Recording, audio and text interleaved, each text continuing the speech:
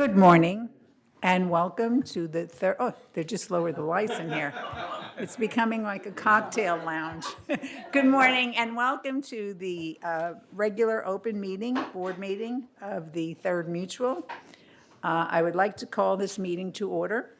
We have a full board here and we're glad to see you all. My mic's off. We would now have the Pledge of Allegiance by our director, Bunny Carpenter.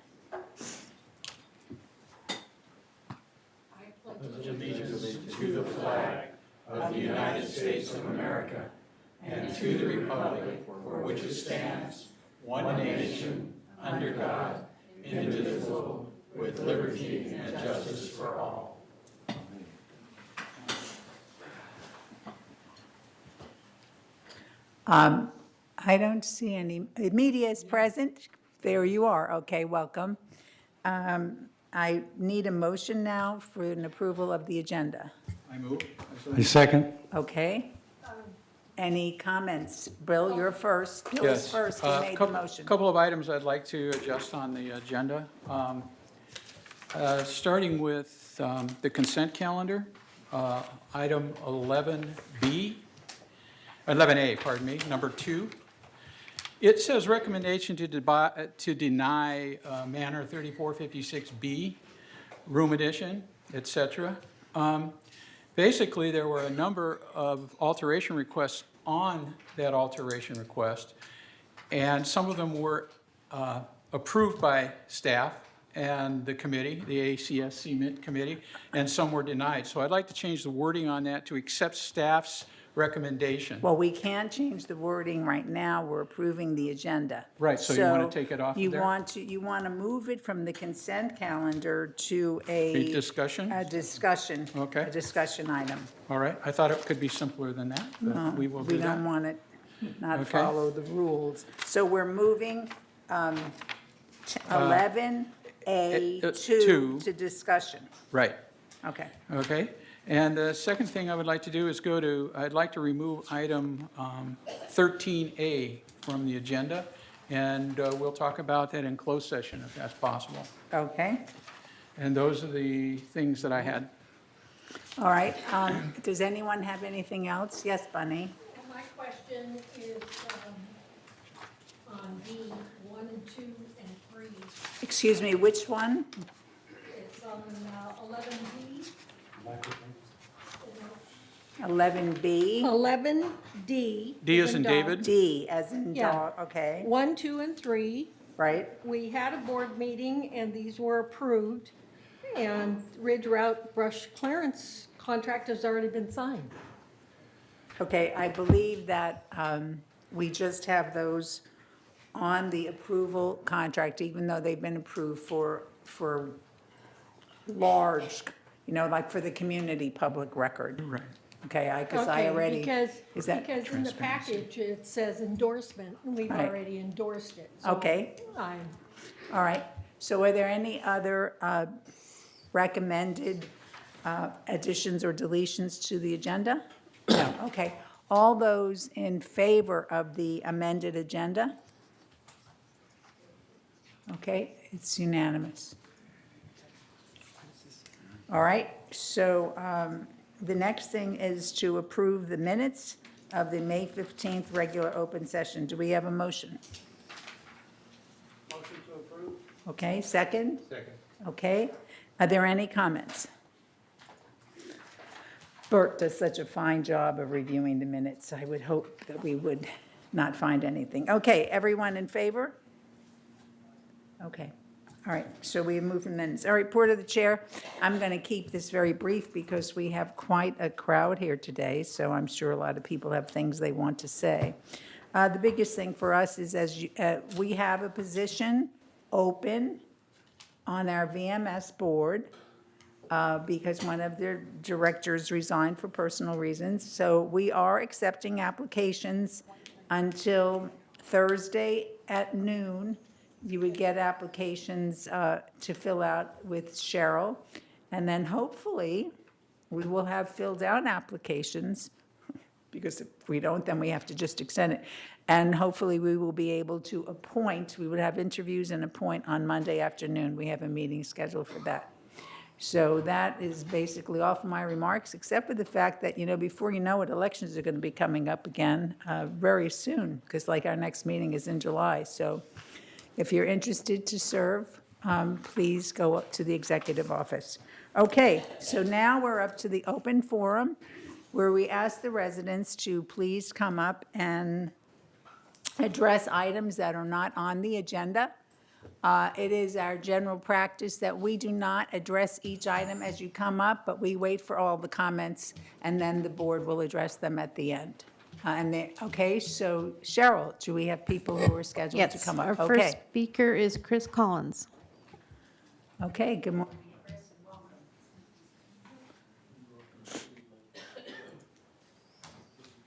Good morning, Chris Collins, 3306Q.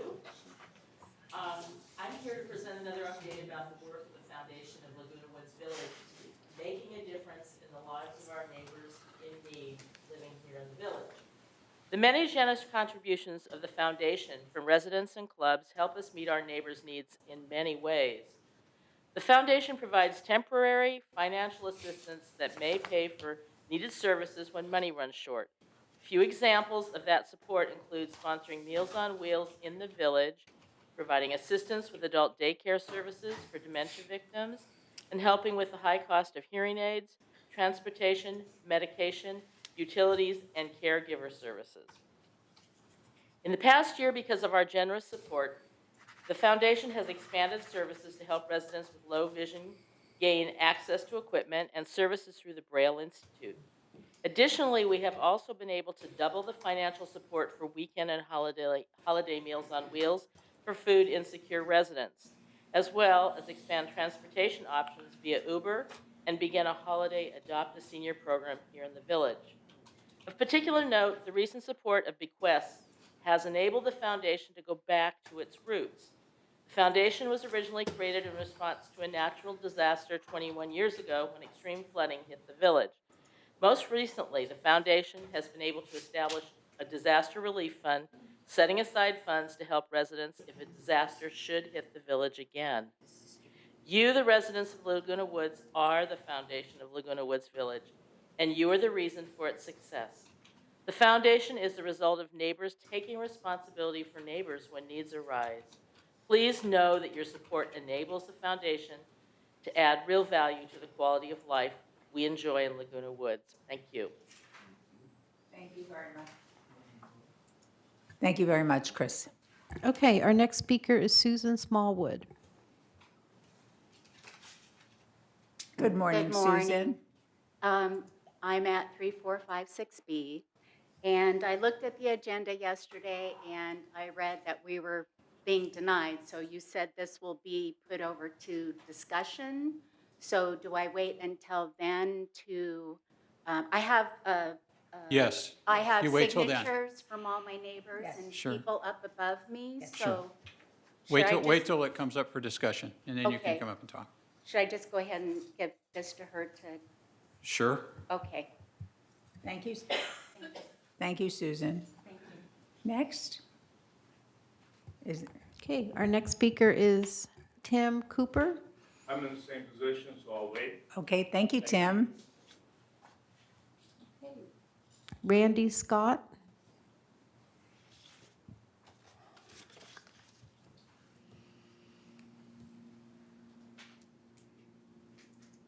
Good morning, Randy. Good morning, Board.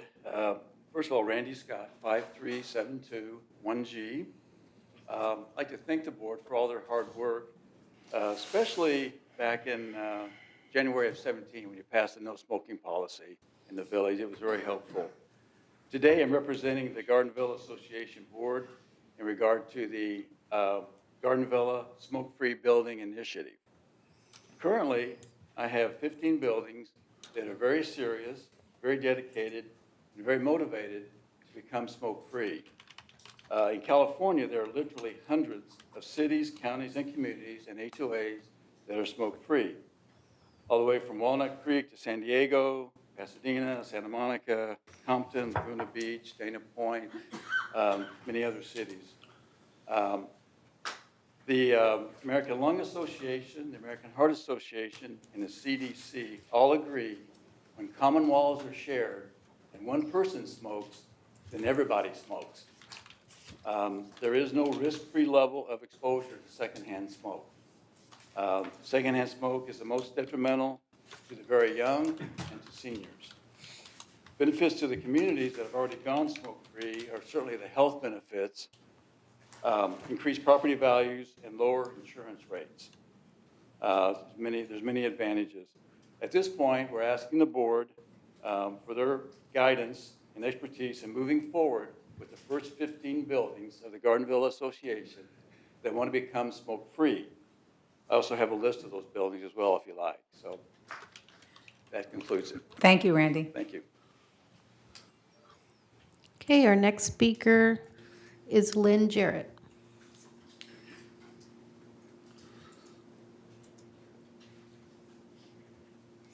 Good morning, Lynn. Good morning, 40101C, President of the Gardenville Association, Lynn Jarrett. What I want to say is I'm here to support those 15 buildings that have signed up to work under our initiative that we want to, Randy brought here to the board, to you today. I'll give myself as an example.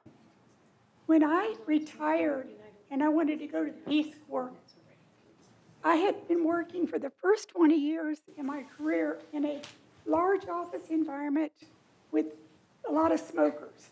I didn't realize how badly my lungs were damaged with the secondhand smoke till I went to do my health exam for the Peace Corps. When I went there to the health offices, I couldn't pass the test the first go-around. I begged, borrowed, and stole because I wanted so badly to get in the Peace Corps, and that was the last piece of my test I had to pass. And so they put me on a special machine. And it was one of the great big machines back in those days. And it was very difficult to pass the test. But they passed me, and I lived through it. But I can tell you, a lot of people have had to live through secondhand smoke. I've never smoked. And now I come to this village, and I found out a lot of places I go. I mean, there was a place that were on Via Porta the other day. A man was walking down the street smoking, and I said, this should not be, even walking down the street. We should not have to put up with this right in our own village, but especially in our buildings. So please take this initiative very seriously. Thank you so much. Thank you, Lynn. Okay, our next speaker is Kathy Jarris. Good morning, Kathy. Good morning. First, I want to thank y'all for your service to our community. It's such a beautiful day outside, and I can't believe y'all are going to be in here all day working. I'm Kathy Garris, 3138B Via Vista.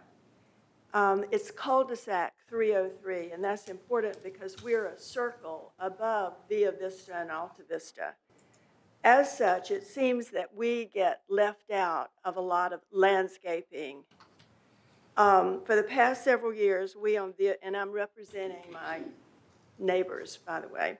During the past several years, we on Via Vista, the circle, have watched as landscaping provided mulch on streets and cul-de-sacs around us, replaced dead plants, cleared out debris from planters, trimmed back plants, and do seeding where needed. However, we've been passed over, and even though we've asked repeatedly that landscaping do the same for our area.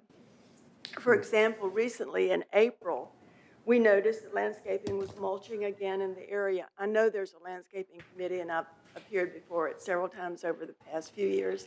So I'm coming to you so you can get a sense of our frustration.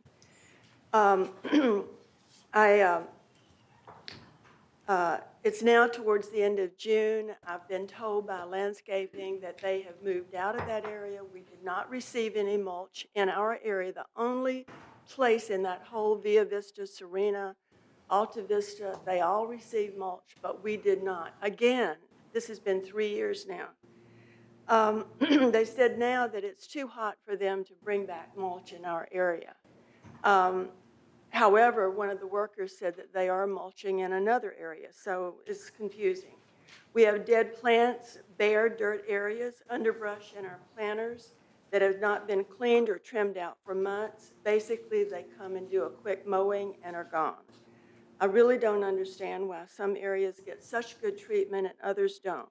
We pay the same monthly assessment as the folks in the $1 million plus homes, which are just down on Serena, just down from us, which receive mulch every year, and all their planters are cleared out. We deserve the same treatment. I have a small front yard, and as do some of the manors, I'm getting very nervous. In my area, I have a large dead grass in my yard. I've asked for it to be reseeded over years. Please reseed this and make it all, look the same like many of the other areas do.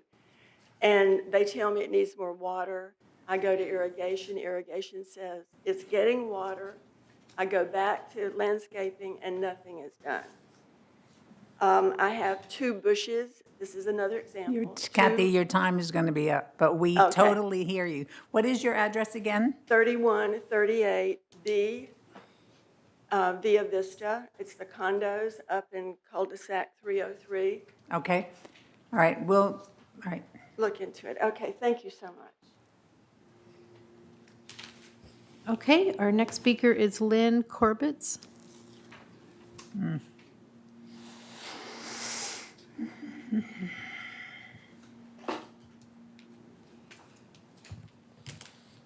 Greetings. Please, I have a handout, but please don't look at it until we get to the end.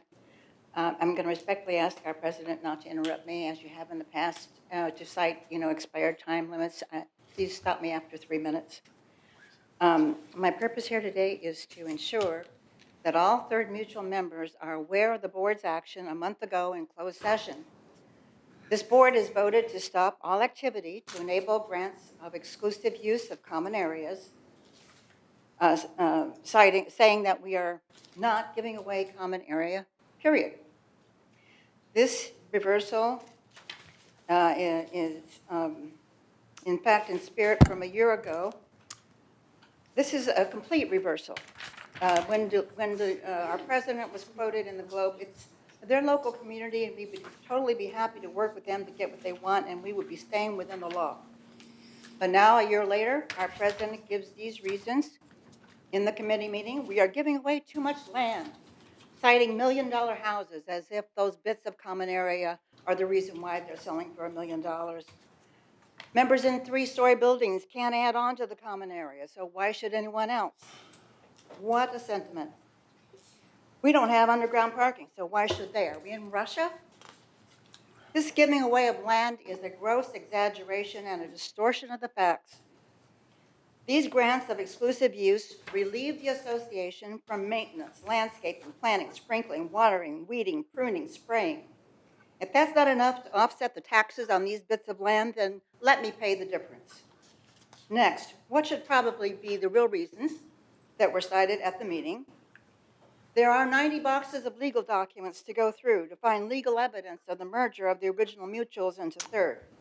This is needed so that original mutual votes won't be challenged. After I'm done remodeling, I'd be happy to volunteer, and I bet there are a lot of other people who would.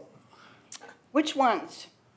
Then another reason, the law needs to be changed. Which ones? The one that doesn't allow HOAs to get their legal expenses reimbursed even when they win? Or the CC&R's amendment voting percentages? So please tell me what you are doing to affect either one of these changes. Another reason, the board needs to change. I guess all the board action for past decades are unacceptable to this board. So now let me give you an example of one of these bits You of have common area, 21, you have 19 and seconds. routinely approved for exclusive use for decades. This is an original Casa Rosa patio.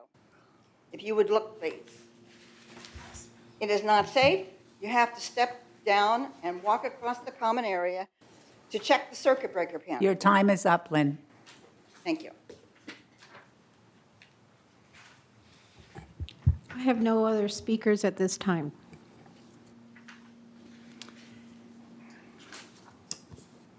Okay.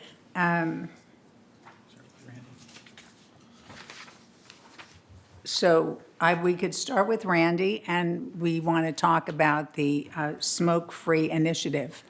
Does any director want to address that? Because I can, if you don't want to. Bert will address that. You came to us, and we went through this whole procedure about smoke-free. It's not true that anybody can smoke here wherever they want. You can smoke in your manor with the windows closed, okay? So the idea that there's rampant smoking going on is not really true. There may be smoking going on, and if it is, it's in violation, and they can be cited, and they can be brought before a hearing, and they can be fined, and we have done that in the past.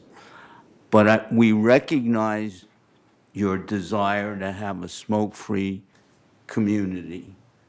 We don't think that's bad, but there are certain difficulties involved in doing that, and I think we went through that with you.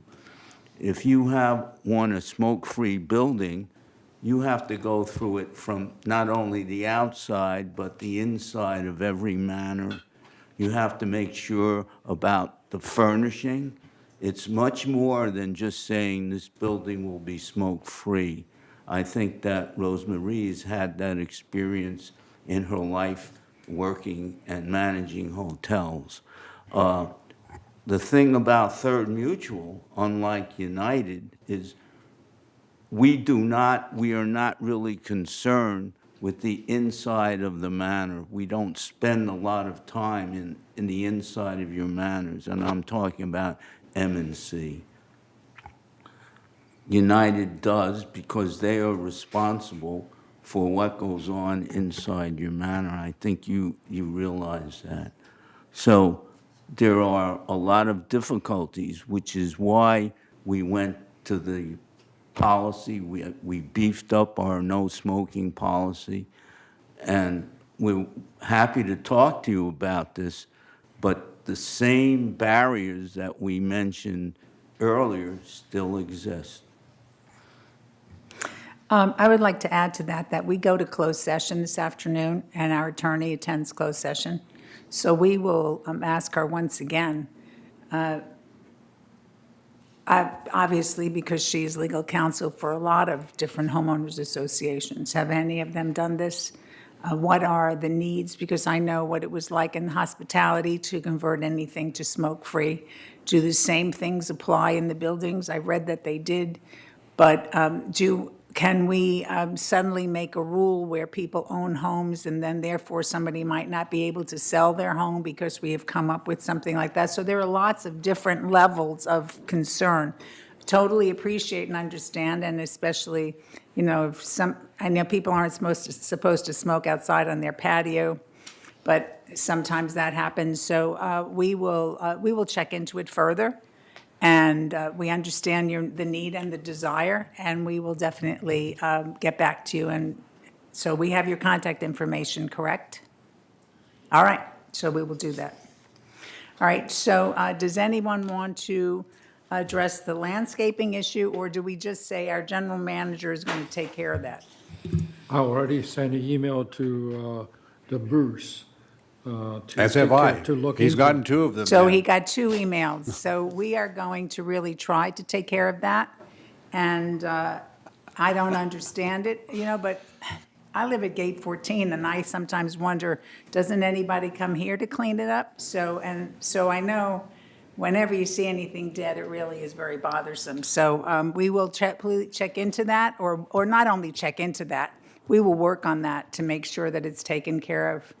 As far as Lynn Corbeau goes, I'm going to have Bill respond to that. I do find offense, but I've said this to you many times before. You always try to personally insult me, and it is very, very demeaning on your part, not on mine. So I'm going to turn it over to Bill. Okay, just so people get a history of this, we hired a new lawyer about, I think it was in May or June of last year, correct me if I'm wrong. And at that time, they did a review of our practices, and the lawyer pretty much said, what are you doing giving away common area? That is not a recommended practice in homeowners associations in the state of California. Now, if you look at the Davis-Sterling Act, there are exceptions. It's vague enough and subjective enough that it is open to legal interpretation. And over the last year, we have referred many, many issues regarding common area to our lawyer for determination on that. Now, I know, Lynn, you've attended almost all of the Architectural Control and Standards Committee meetings, and we've gone over those, and we've struggled with those. What the board did a month ago in a closed session was essentially say we're putting a moratorium on granting the use of common area to expand the footprint of a manor. This board still allows people who have certain styles of manors, who have private patios that are enclosed as part of the original construction, to use they have exclusive use of that common area. And this board has not restricted that. We are trying to put together, and we continue to try to put together, and you will see in the meeting minutes today, standards that we are trying to come up with. Those standards are to help staff deal with these very issues. Now, a standard doesn't mean that there can't be exceptions to it, but we're trying to get it cleaned up and brought it into the 21st century. In that process, we have had a lot of conversations with our legal counsel. Right now, we are not prepared to deal with giving away common area to expand the footprint of a manor. And even though the CC&Rs talk about a 67% vote, we are still not clear, as you pointed out, Lynn, about whether we can talk about the original manors, there are 59 of them, that were merged into Third Mutual to make it one mutual with common CC&Rs. So this is an ongoing issue, and that's why we wanted to put the moratorium on it right now. Another board, if this community wants to continue to give away common area, then you've got to get some candidates out there that you think are going to give away common area and get them elected to this board. But this board right now is not in a position to give away common area to expand the footprint of a manor. Thank you very much, Bill. May I add to that? What? Yes, go right ahead. I just want to make a couple of points, build on what Bill has said. We have been subjected to legal cases where people have objected to us giving away common area. This is what's happened in the past. And what they always cite is how this is in contradiction to our CC&Rs. And from what we know, there are no HOAs in California that are really giving away common area.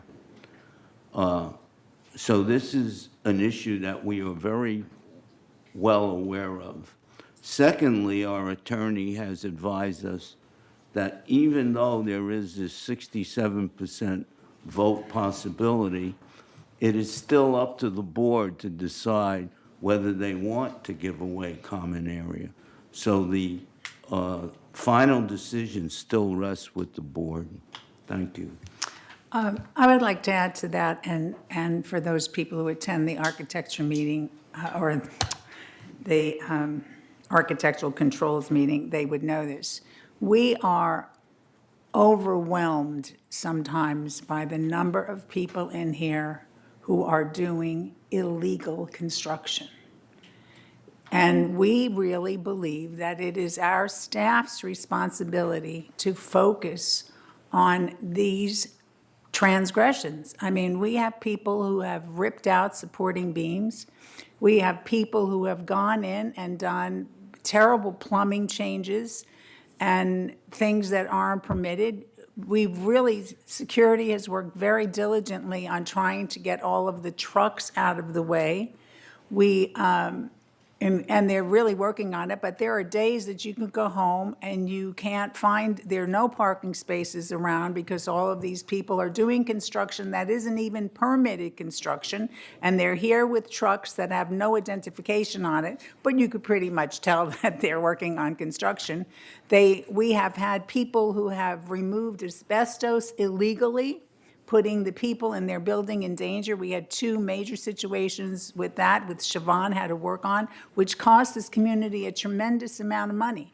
So we are really, really saying, please, let us get our staff to get their arms around, we have a new head of architecture, get their arms around this construction. Let us work with the people to make sure that their permits. Let us try to stop people. We had one person who was doing 7 non-permitted construction things at the same time. That is what we have to focus on. We have to focus on that now. And we're really trying to work very hard on that. So we didn't say, perhaps the law will change, perhaps there'll be a new board in, perhaps people will change giving away land to increase your footprint. But for now, we're saying we have to focus on the community and focus on not putting the residents in danger, which some of the terrible practices have done. So that's it for now. And now we can, does anyone want to add anything to the comments by the residents? Excuse me, we don't have a discussion, Lynn, so.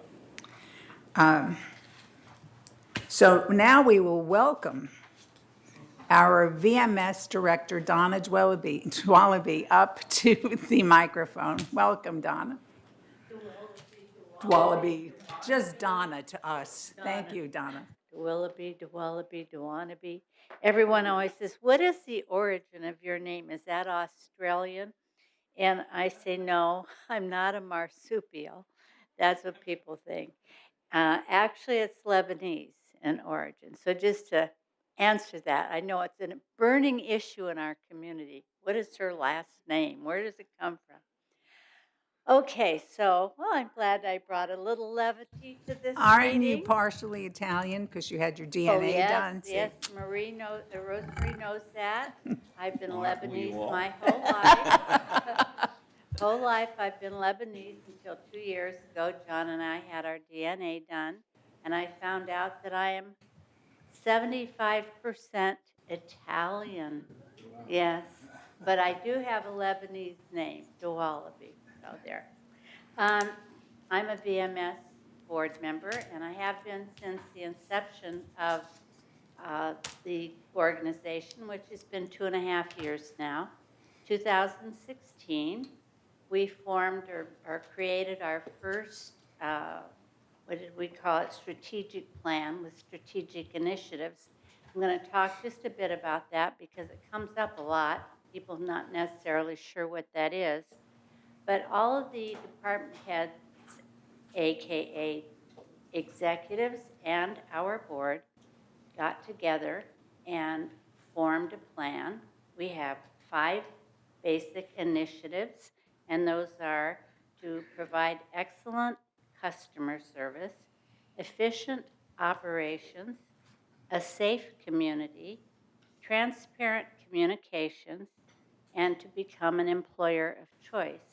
So these are the initiatives that we work on all the time. We meet with the whole group quarterly, or at least twice a year. We add new initiatives. We keep track of all the work in process, and when things are completed, that they're taken off. And we've actually completed about 75 initiatives since 2016. And those are in all departments. And so this morning, I'm just going to focus on one because I don't want to take your whole meeting.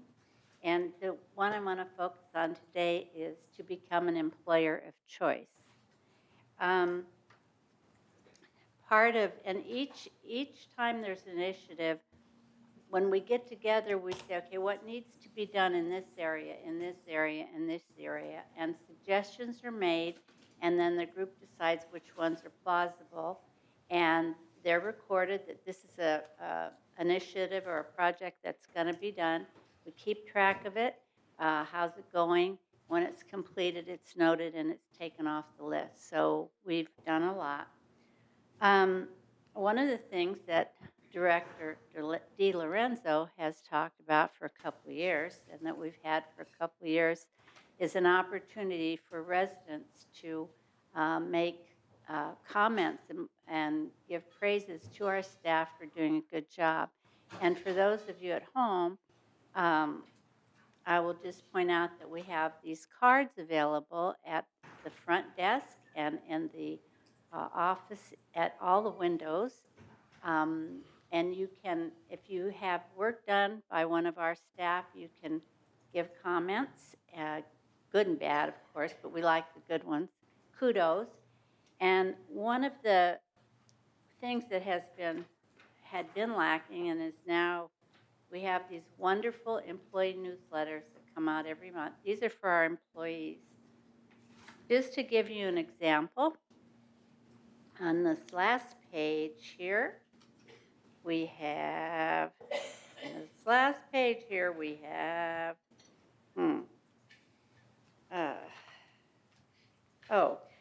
for example, here we have 18 letters that were written by our residents about our employees, kudos and praise. This is a page that's in every newsletter every month. So the employees get to read about each other's compliments and comments, which is very good. We have quarterly, we have awards for outstanding performance by employees. We give incentives. We have, I'm not going to go through every page here. We have articles about things of interest, like, remember the book called Who Moved My Cheese? I remember that one. Well, there's an article in one of these about the concepts in that book and why it should be read. So there's things that are giving ideas about performance and positive reinforcement, how important it is to smile and be supportive of your fellow employees. It's all very, very positive. Recognition of excellence awards that are given. One of the things that I'm really was happy about is they started an incentive program for our employees that if they see something while they're at their job, they're out in the community, that's a safety issue, something that's unsafe, to report that. And at the end of the month, there'll be a gift cards given to 5 employees for having reported something that they've seen that was unsafe, that got repaired. So there's those kind of programs that are going on in our staff, and we're very proud of that. And these wonderful newsletters that are put out by our communications director, Eileen Pollan, and Becky Jackson, I think, do most of the work on these, and they're really excellent. So that's what I want to say. That's one of our strategic initiatives, to become an employer of choice.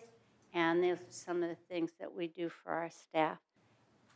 I have a question, Okay. Donna, because when, of course, we know about the cards, so we went racing up to the desk to get them because we all want to nominate Cheryl for Yeah. doing such a great job. She And she last- won, so she we won did last enough. We time. stuffed the ballot box.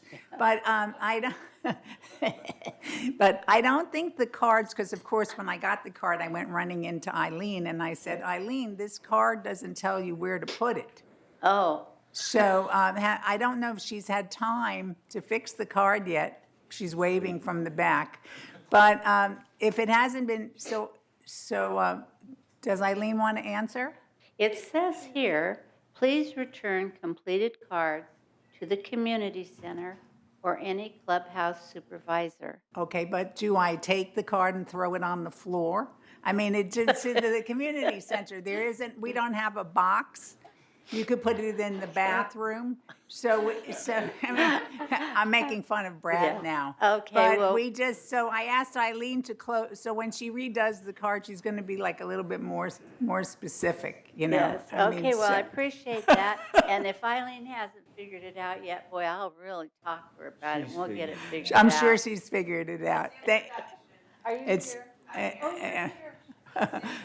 Okay, but it is a great idea. I know we were asking for that a lot because it is important for us to recognize the employees. And the truth is, I believe that the employees are so much friendlier than they say good morning all the time. And like you feel guilty if you don't say good morning back. So that's a good thing. We just have to get them, for everybody, because maybe someday we'll change it from them not just noticing safety things, which is great, but if something looks really worn out, Yeah. they could report that too. But I know you'll be working on it. Thank you very much for your hard Okay. work, Donna. And I just wanted to say we're having a health share, I think it's this month for our employees too, this week sometime. And we've had a wonderful Halloween party last year that's going to be repeated this year. And we've just done a lot of new and different things to create positive attitude and a can-do attitude on our staff, and it's really paying off. Thank you very much, Donna. Okay, it is now up to the report. We're up to the report from our CEO. Thank you, Honorable Madam President, members of the board, members of the community. It's always a pleasure to come and chat with you about things that are going on. I'm going to talk about a couple of things that are getting ready to start. One is, it's on your agenda today, is the Ridge Route brush removal. There is literally a forest over there, and much of it is going to be removed to prevent folks from camping and living there, and then occasionally making the journey over our fence to explore the village. And while we encourage folks to explore the village, not those folks. And so we are going to, after we've removed that brush, go ahead and put the shepherd's crooks up, which has been discussed at length. But we're a little concerned because it's going to be very noisy. It's going to last for about a month. It's a big, big job, and we just want residents who live along there to be well prepared that it will be disruptive. We'll follow the normal work hours of the village.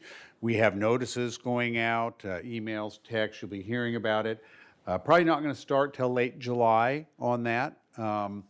Contracts have been executed, and we're pressing forward. We think it's going to be a big enhancement for the Gay 5-6 area for security, because we do notice right along there we have some issue with I'll call them vagrants for lack of a better word, homeless folks who may want to come across and explore our carports or your patio, do their laundry, take a nap. So we ask that you certainly secure your items there. We're going to secure that part of the community, but also be mindful that there will be some construction landscape activity that's pretty intense going on, starting probably late July and lasting for 3 or 4 weeks. So I just wanted folks to be aware of that. Next, and you might ask, well, why the heck is he talking about that? It's a GRF thing. We're going to slurry seal RV Lot A. And so, yes, that is a GRF thing, but GRF doesn't have enough land to park hundreds and hundreds of RVs while we're slurry sealing and restriping that. Hence, the residents of all the mutuals will be affected as we try to temporarily, for a week or so, move those RVs out so we can get to that deficient asphalt. And so typically, these are parked along Sociega, which your residents, I'm sure, enjoy. The library gets a number of those in the parking lot next door, as well as Clubhouse 5 will typically get a few as well. And so I just want you to be aware, and this isn't happening for a month or two, but I just want the residents to be mindful. We'll be sending out notices that when that occurs, there will be, for about a week, RVs parked around the community. I'm sure folks certainly who use Gate 10 have noticed the renovation going on at that gatehouse.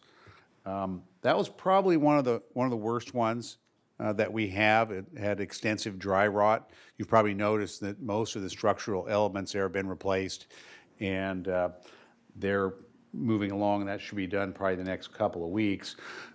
What we're doing now is really just rehabbing these old deteriorated gatehouses, and then probably September, October, we'll begin the process of putting the gate arm technology in these gatehouses. So we have 4 10 11, and 12 are the 4 gatehouses that have not been rehabbed. And so 10 was the first one.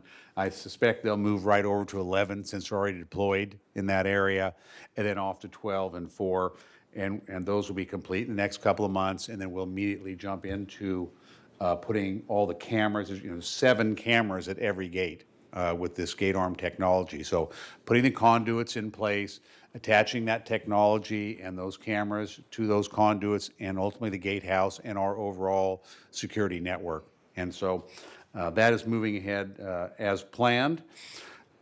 I know you'll probably talk about these under your reports, but just quickly, for those who have an unhealthy attraction to dry rot, we do have this July 2nd M&C meeting where we're going to talk more about dry rot than maybe has ever been talked about before. And so if you're interested in such a thing, that's a good thing to come to.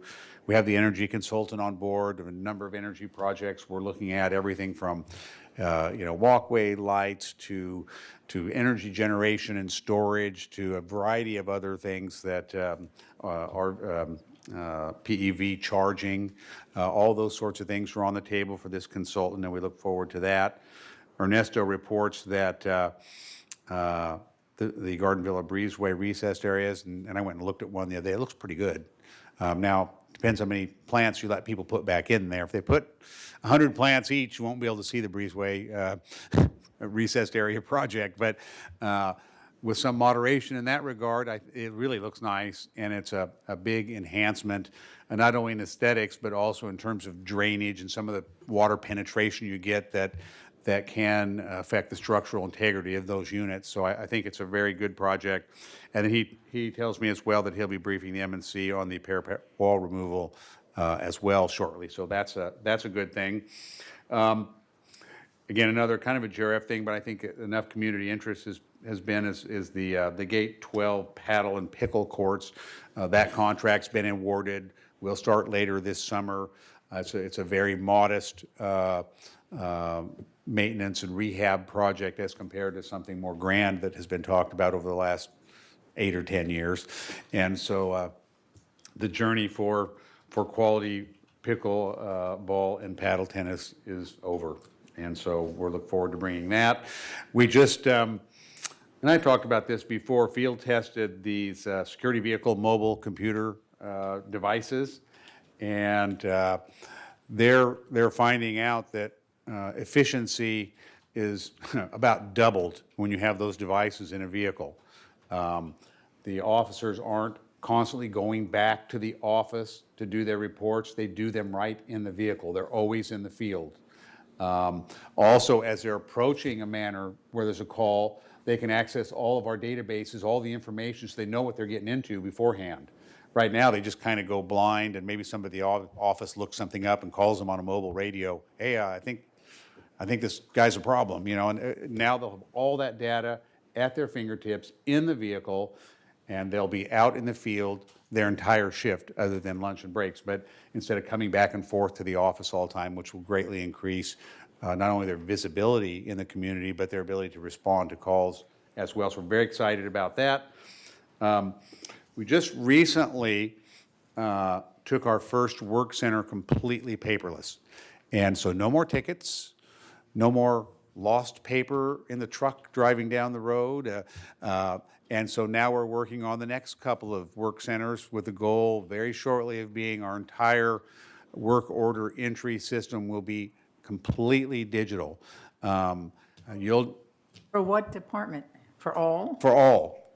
Again, it's a one work center at a time process, and so we've got one done. We got a couple more about done, and we're marching forward with that. Well, what does that mean to the resident? Well, it means you'll get a text or an email when they're on the way to your house, or if they're delayed for some reason. It means you'll sign off on the work right there in the field. Oh, that was nice, thanks. And it means you'll get a survey afterwards or a question. Hey, are we okay with the service? So all those sorts of things like you would expect from any modern business will now be occurring here. Now, it's going to take some time to roll that out in its entirety, but we're obviously doing the easiest ones first. The more complicated ones, obviously, it's a more difficult rollout. But anyway, so we're moving forward with that. And very, very exciting.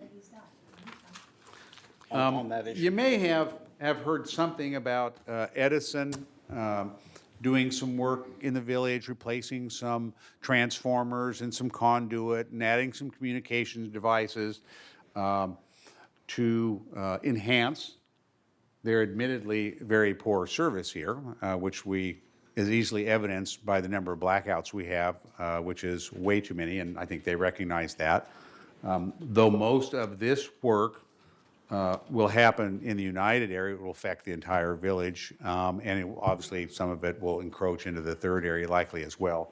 So they were going to start on the 6th of June.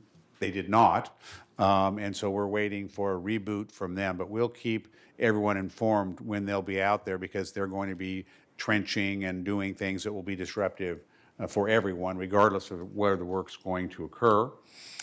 I did want to point out that the July 1st deadline to have the correct decals on your golf cart is approaching.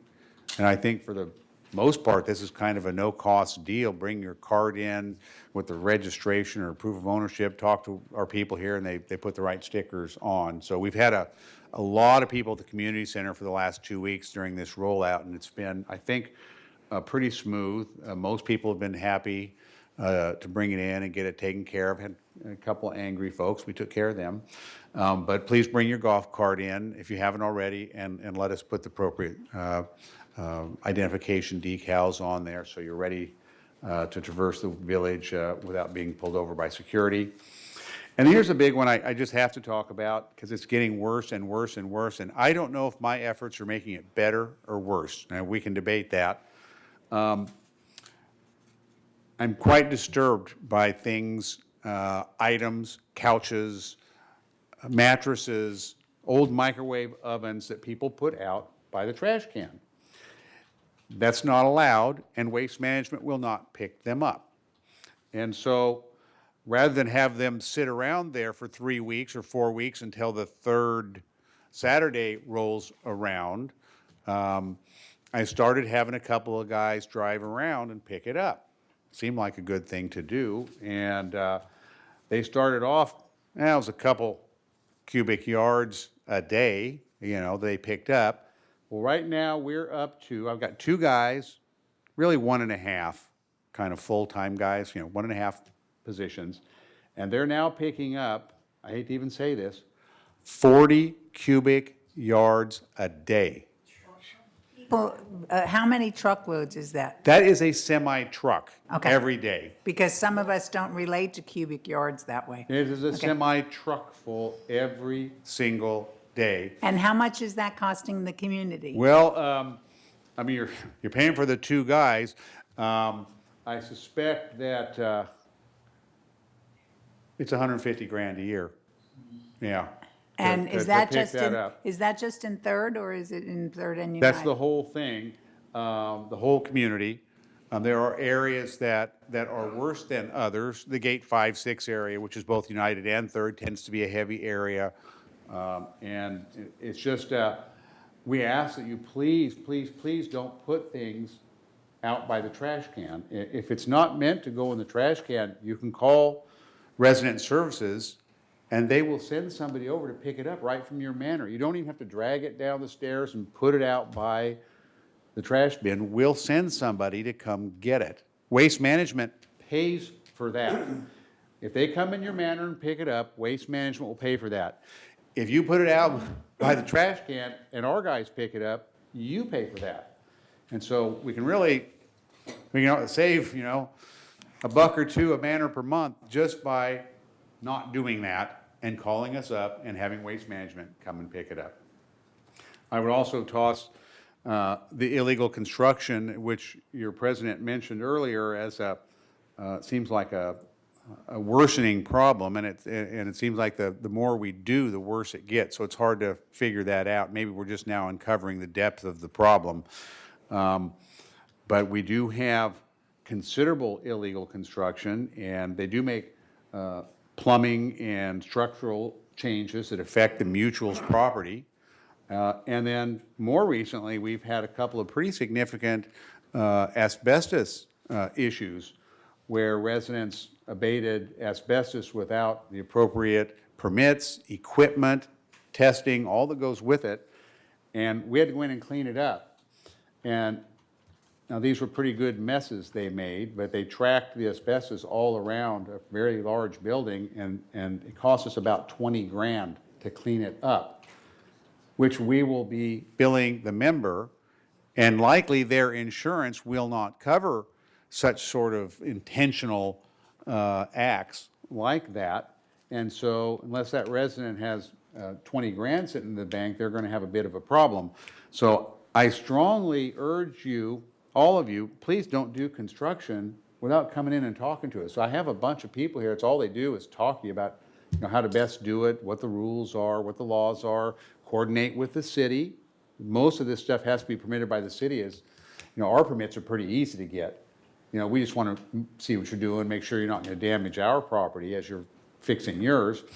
The city has other building code requirements that have to be complied with as well, and so really need to coordinate with us on that. And if you detect illegal construction in your neighborhood, please call us. We will send somebody out. I should say, I've requested in the budget a position just to do that, to go around and work through security on illegal construction. Now, the truth of the matter is, we've already hired the person. So, I don't know, it's probably rules violation right there. You can, fine me $500, but we can't wait. I took another position away from someone else. But we have to get that happening. So if you see construction going on and there's not a permit in the front window, it's likely illegal. And so you just call us up and let us know. We can make sure that they don't contaminate your residents with asbestos as well, because that's probably about the worst thing that can happen out there. Again, I thank you for getting a permit, but also in reporting those who don't, and we'll do our part and enforce those rules. I do want to hit a couple of upcoming events, just very briefly. Now this is a little short notice, but today at 11:30 is our 90s celebration, where we recognize residents 90 years of age, and we provide a free lunch, and guests come, and we have there will be a performance by a renowned harpist, and so that could be interesting. And then we have lots of nice stories and chit chat, and get some good advice from folks who have been around for a while. So I certainly encourage you to attend that. And then we're having a farmers market and open house on June 23rd at Garden Center 2, and that's from 9 to noon. That should be interesting. And then Summer Horse Show, June 30th at the Equestrian Center at 10 a.m. And then lastly, our 4th of July event, which probably most of you are aware, from 4 to 9 at Clubhouse 2 in general environs. And we'll have lots of food and drink, entertainment. There'll be shuttle services from Clubhouse 7 in the maintenance parking lot, employee parking lot. And then, of course, we'll have fireworks as well. There was a lot of people there last year. It's a very popular event, and so we ask you to enjoy those activities if you're around. We also advise that on the 4th of July, which is one of the busiest days for gate access, I mean, it's really busy, that you register those guests in advance. And if you can go on Dwelling Live and do it that way, even better, because there is no possible way, with all the people coming into the community, that you're going to get really fast service, because it's a holiday, so the gate ambassadors are doing all of the gate access requests, and they're going to be pretty busy with everybody coming in, and so you might have a little bit of wait if you call. So if you have guests coming and you register them in advance, either by phone or by using Dwelling Live, you'll be much better served than trying to get them in at the last minute, which, again, we'll get to you, but you might have to wait a bit. So about the busiest day of the year. So thank you. Okay, I know at least one of the directors have questions for you as well as I do. I have 5, so be ready. So, so go ahead, John. Thank you, Brad and Rosie. With regard to the paperless ticket system, how does a resident obtain the status of their ticket and particularly if they're not computer literate? Yeah, well, right, probably the best way if they're not computer literate is to actually, the best way, period, is just to call into resident services. So that's one of the biggest problems with the paper system is that resident services is blind with respect to where that ticket is in the process. I mean, it's really quite an effort to track it down because it goes, it's printed, it's shipped in an envelope somewhere, somebody takes it out, hands it to a worker, maybe on a truck somewhere. That's just the way business has been done here. Well, that will all be gone. So that'll be electronic. We'll know who has it. We'll know where they're at. We'll know where that's at in the queue, and it'll be easily searchable from resident services, and ultimately from a desktop through our resident portal. But that will take a little time to fully operationalize. But much like what you'd see, though I've never done it, but I'm sure everybody else has, tracking a package from UPS, you just go online, where the heck's my package at, and you can find out where it's at. Okay, all right, Jack, you had your hand up. I think Janany asked my question. but Okay. We have people in our building that don't have computers, Yes. and I'm sure this is the case throughout the village. Yes, when you look at and having our hand in the cable and broadband services here, we have a pretty good understanding who does and doesn't have service. Right now, there's about 10,000 manners with internet access. So, that's a pretty good percentage, but that still leaves you a couple thousand that don't have it. And so we have to use other tools to reach them. Obviously, the easiest way, the most cost-effective way to reach people is to send them a text or an email. I mean, that is, if you use Code Red, it's free. If you want to call them, you got to pay for that. And so that's why it's just easier for us to text and email, but it won't hit everybody. So for those who don't have that, we put flyers at clubhouses, we make robocalls, we do things on TV6, we sending out the blast or the breeze probably isn't going to help them, but we print the breeze and put it in the clubhouse. So, I mean, Eileen's goal is to hit everyone here regardless of their preferred communication media. And so I think we're doing a pretty good job. We can always do better. Okay, the next one is James. Well, Brad, I just have a question about those trash cans. In the past, if we ask for additional trash can, the charge was one time, $6.25. But now it change it to every month, $6.25. I was just wondering, is there any better, we're not allowed to have a different size of a trash can. So can we renegotiate? Why suddenly, one time versus every month? That's quite a bit of increase. Yeah, all this detail is contained within the franchise agreement between the city and Waste Management.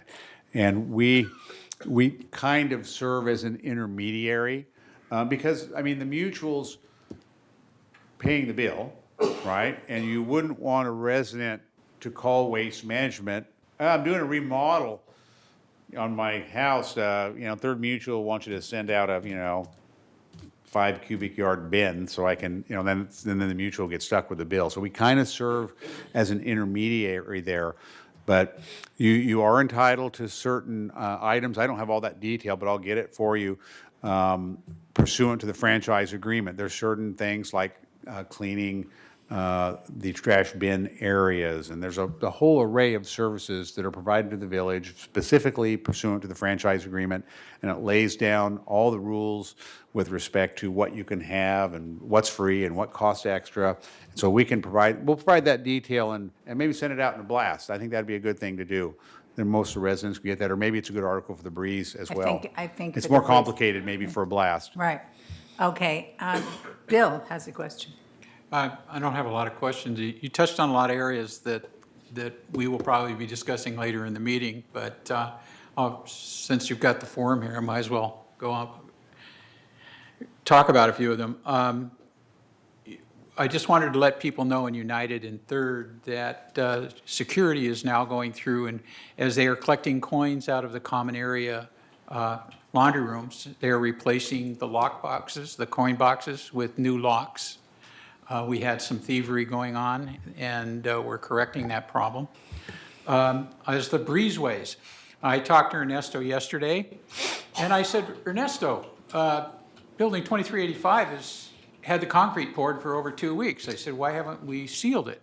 And he informed me, being the engineer that he is, and I'm a non-engineer, that the longer we let that concrete cure, the more durable, the harder it becomes. So if you're questioning why we haven't gone through to put a seal coat on 2385, it's we're waiting for that concrete to get really hard, and so it doesn't cause problems down the road. If you haven't gone over to see some of these, if you're in a Gardenville in person, it's a 2384 is a really, they did a really nice job over there. Regarding Edison, you touched upon energy areas here. Edison right now, most if people don't know, is in a $20 billion modernization program for their service area. That service area, I think, goes as far as Lone Pine and comes on down into the border with where San Diego, San Diego Gas and Electric takes over. So it's a pretty big area, but they're going to be spending a lot of money and in this community too.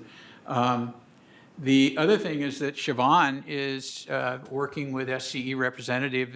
There's some initiatives that one of the residents, Steve Leonard, let us know about. And she's checking into that. That may help us if and when we decide to go, as we get more electric vehicles in the community or in the fleet, the VMS fleet that goes out and does work. There may be some energy saving opportunities in there. And basically, that's all I had. Thanks. Everybody has questions. I'm going to forget mine, but that's okay. Go ahead, Bert. I just wanted to say, stay tuned. We have 2 very exciting resolutions covering some of your points.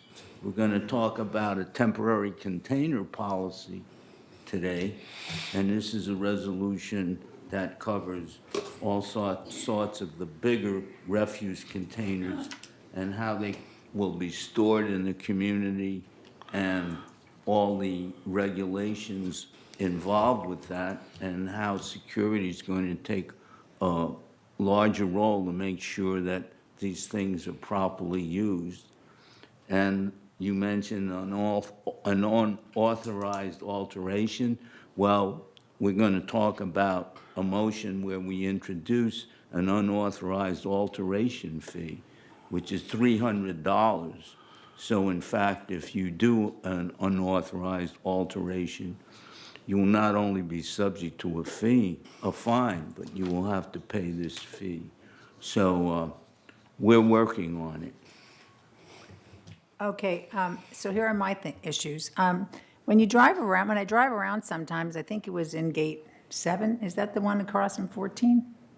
Yes. Well, there's a lot of work going on in the streets, and I don't know if it's the water company, I don't know if it's SCE, I don't think it's us. And like when the weekend comes, there are cones left everywhere.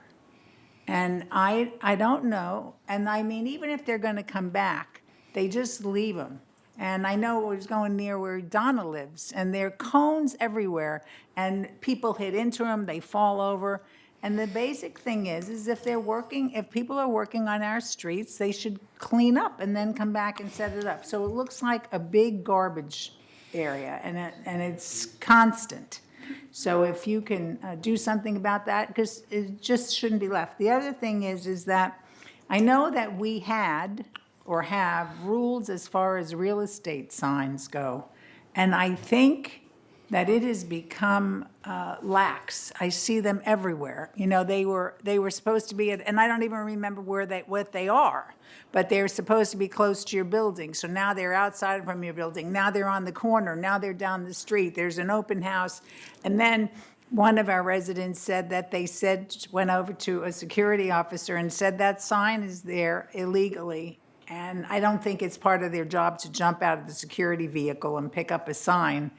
But the resident was frustrated because, so I think that we need to reintroduce what the rules are as far as the signage goes, and then figure out a way to enforce it, because if we enforce it, perhaps people will be more careful, but it's just a sloppy thing.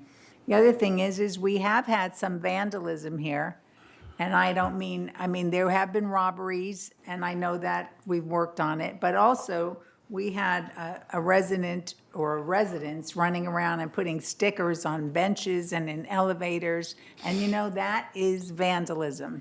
So if you see something like that, and of course I saw it and I'm running around peeling them off and gave them to Brad, but then I know Garden Villa people did, and luckily I believe we found the person who does it, but defacing our property, it's our property, the benches are ours, the elevators are ours. So if you see that, we should definitely report it to security, or I usually do to Siobhan or Brad, so we could try to figure it out. And I mean, people put things in clubhouses, stick things to the walls. And people have opinions about how this community is run. And if you have an opinion, you should try to be active and try to be part of the governing boards and try to change things. But running around defacing our property isn't really a good thing at all. All I hear about is Dwelling Live. Of course, I don't have anyone come in, so I don't use it. But I'm a hermit. But if somebody can't figure out how to use Dwelling Live, and I hear people say they have a hard time, is there a Dwelling Live help place? Yes. And where is that? Well, there's part of it's on the website and YouTube where we have a demonstration video where I believe it's Chuck goes through an elaborate Okay. step by step. So it's on YouTube? Yes. All right, okay. And then the last thing is now, when we put in all of the gates, are you going to have to do a push to get the, is it RFDs or RFIDs? RFIDs? Yeah. Well, most people have them already. Okay. I think we did our big push about a year ago. We did, I think, 15,000 or so, and then we've done a number of them since then. So, because we'll have to push that, because then I'll just see people won't be able, the people who don't listen, we don't know. Well, so- what'll happen is if you don't have an RFID, you'll only be able to access the community through the guest lane. And then if you present your ID card, they will swipe it to make sure that it is a legitimate ID card. And if it is, obviously it'll be returned and you'll be able to move on. But there are a lot of unauthorized ID cards out there. If they swipe it and it's one that's been turned off, then we will keep that and direct those folks to leave the community. Okay, but, so we're just going to, as you're putting the gates in, we're just going to remind people, make sure Absolutely. you have your, okay, all right. That's all that I had, so we don't have any other questions, so thank you very much. Oh, Jules has a question. Go ahead, Jules. Just one comment. Speaking about signage, another modest problem is the fact that it's been my experience that hardly anyone ever puts in permits in their windows and doorways, even if they actually have a permit. And I just realized that I put in an event a couple of weeks ago, getting it permitted, and I didn't either. So just to point out to your... Somebody will be by to see you later. And compliance is on the way. No, and that is important, because, I'm constantly bothering Kurt saying, there's construction going on in unit blah, blah, blah, I don't see a permit, there's whatever. And the thing is we really have to remind the people who are doing work to get the necessary permits. Okay, so at this point, we're going to go over to the consent calendar, and we have had a number of items. We've had one item, two items, we've had one item removed. So do we have a motion to approve? I so move. We have a second? All right, all those in favor? All right, it passes. Okay, we don't have an area on here for discussion, so where should we put that one that we removed? Cheryl, do you want to, should it go under unfinished business? We can do it right before unfinished business. Okay, so that would be now. Okay, so Bill, could you want to take that one, please? So this is a discussion item. This was from the consent calendar A2, removed to discussion. Right. And basically, Kurt, I see you in the room. Kurt, I see you in the back there. Do you want to talk about that, or do you want me to try to go through it? I don't have the total packet in front of me. I know there were about 7 items on the alteration request, and staff recommended that we do that they recommended that half of them were permissible, and they recommended we approve those. And then staff recommended that 3 of them we did not.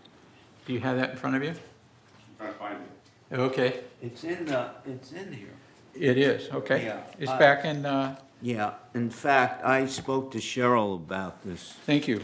And it turns out that the description is incorrect, but the actual resolution, the variance as it is written, is correct.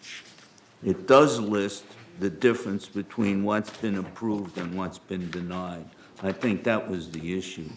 The heading on the agenda says recommendation to deny, but not everything was denied. Some were accepted and some were denied. So the problem came not in the actual resolution, but in the description of it in the agenda under 12A1 or A2.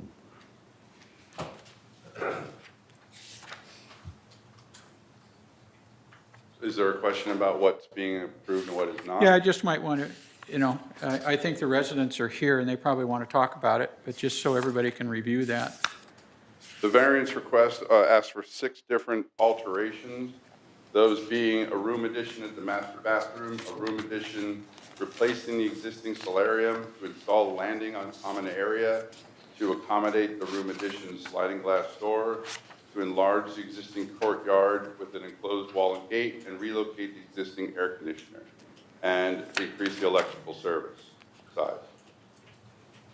So the board, through the committee, chose to approve the ones that do not require the use of common area, which would be the room addition replacing the existing solarium, to relocate the existing air conditioning condenser, and to increase the electrical service, and to add 2 new windows in the living room. The board denies the alterations that require the use of common area, room addition at master bathroom, install landing in common area, and enlarge the existing courtyard. Okay. We had a special meeting about a week and a half after we did a field trip out to the manor to look at it. And in that session, we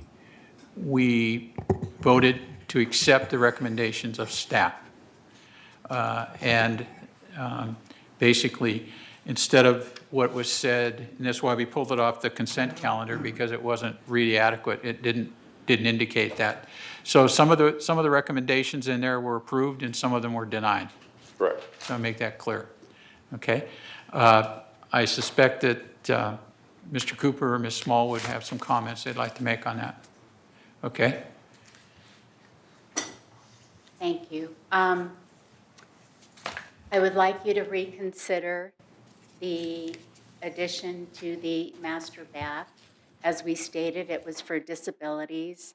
And what I realized after I talked to one of the architect committee members is you feel that there's enough room to put in that hydro jetted tub.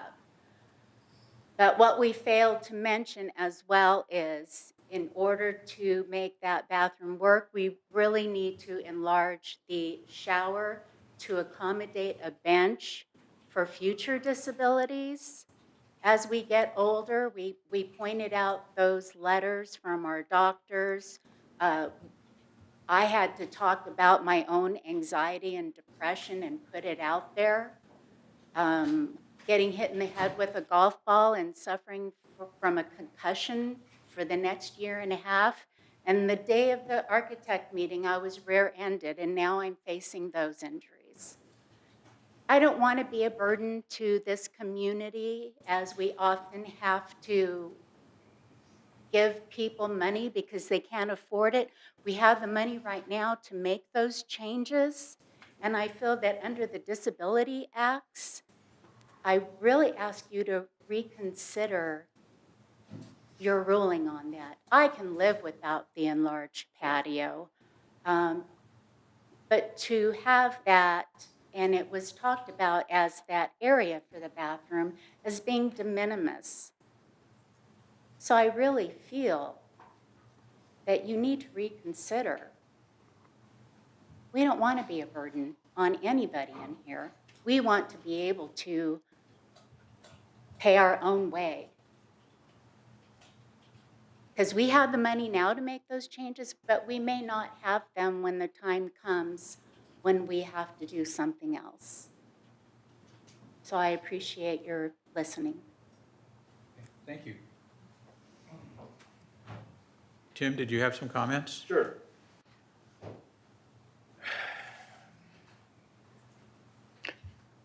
I like the board, and I don't want you guys to quit, okay? I'm not sure I like the attorney, and I'm not sure the judgment that they're giving you is really that good. It's my understanding, I could be correct, but you're getting judgment, or you're getting information from a woman whose husband or the other person in the firm does the litigation. And it's kind of a conflict of interest. They I'm deny. sorry, we don't, I mean, making comments about another person don't is take my not, time. yeah. I we don't. understand. We I want won't do it again. Right, okay, good, Okay? thank you. You folks have talked about giving away land, okay? You have the Adams Sterling Act, and it has a lot of exemptions where you can do, the board can do certain things, okay? But it's based upon exclusive use common area. Exclusive use common area means that you're not going to get your general public walking around using the property. It means it's exclusively used within that particular unit, okay? So you're not really giving away anything. I mean, it sounds good. Oh, we don't want to give away, do we? Well, I agree. If it's common use, I wouldn't want to give it away, and I would be against it too. But you have an awful lot of examples here where people want to make little changes to their property, and it is exclusive use. It's within the boundaries. And I understand that, you know, in the attic, that's common area and such, but if you want to get rid of the problems that you're having, you need to follow the law. And the law says that you should be looking at the facts, and you should be making your determination on the facts. You cannot be castigated if you explain your rationale and it's based on facts. You cannot be reasonably sued, and the suit will not go anywhere if you express in facts why you have made the decision that you have made. Okay, so, and when we talk about a moratorium is a chicken's way out, because those people that are standing in front of you, you're saying, wait, we have a moratorium, and then we'll decide at a later time. Well, some of us don't have a later time. So when you're saying this, oh, it's a moratorium, well, you're paying an attorney, and you guys are volunteers, you're doing what you're doing, but your job is to take the facts, to look at the facts, and if you have a question, to bring them to the attorney and not have them say, oh, moratorium, and then pay them $400 an hour. Their job is to take difficult facts and to give you guidance. That's why you're hiring them. Okay, so I've been through a number of these meetings, not as many, but I've listened to people who are really, really frustrated. And I have been a builder. I have been in these kind of meetings. I have been in front of municipalities. I know how this stuff works. And things should be based upon facts so that people reasonably know where they are now. And in the future, people coming into the area reasonably know what they can and cannot do. Moratoriums do not assist anyone. Okay, so I would like for you to relook at some of this stuff, and particularly disability. You have a law that says, I know you're going to tell me to stop. Okay, I will stop. No, I wasn't going to say it, no. going to say that yes, you have used a good amount of time, but the thing is if you're not satisfied with our decision, you have the opportunity to appeal it. Right. And the thing and so that's what you should do. Can And you as explain soon- the appeal process and what the timing is? Kurt's going to run up and explain it, but the thing is all I know is it should be timely, and then we can go over everything, because you're using some broad generalities, and I would like us to be specific, and your appeal is either heard by the entire board or it's heard by an executive committee of the board. So you get total opportunity to say everything that you want to say, and Kurt will be there, and we will, just not have broad generalities. Kurt, could you explain the appeal process, please? No. No, I'm asking Kurt. I understand, but understanding that I have purchased this property and I have staff living somewhere else for 4 months, waiting, you're talking timely, I'm waiting timely for this decision, and now we're talking about an appeal process, and we're also talking about facts. That's it. Okay, I'm trying to tell you that just can't say if it isn't approved that you should give it up. And I think that we just need to be more clear about, I know that we've been involved in it, so, Bert, do you have anything you want to add to that? I just want to say Excuse me, no, that excuse me. this is All right, I'm asking him. All We're right. going to make it's discussion time's over, we're just going to. Okay. The truth is that when we started seeing this and looking at the footprint of your Andalous, we went to our lawyer and saw some things about exclusive use and tried to get, that lawyer was back to us in 2 weeks. We called a special meeting, partly to discuss your recent alteration requests that were presented to us. So it's not like I know you've been waiting 4 months, but we've also bent over backwards trying to get everybody together to have a conversation about your manor. And we came up with, our final decision a couple of weeks ago. So, Kurt, if you want to discuss appeal and what they can do.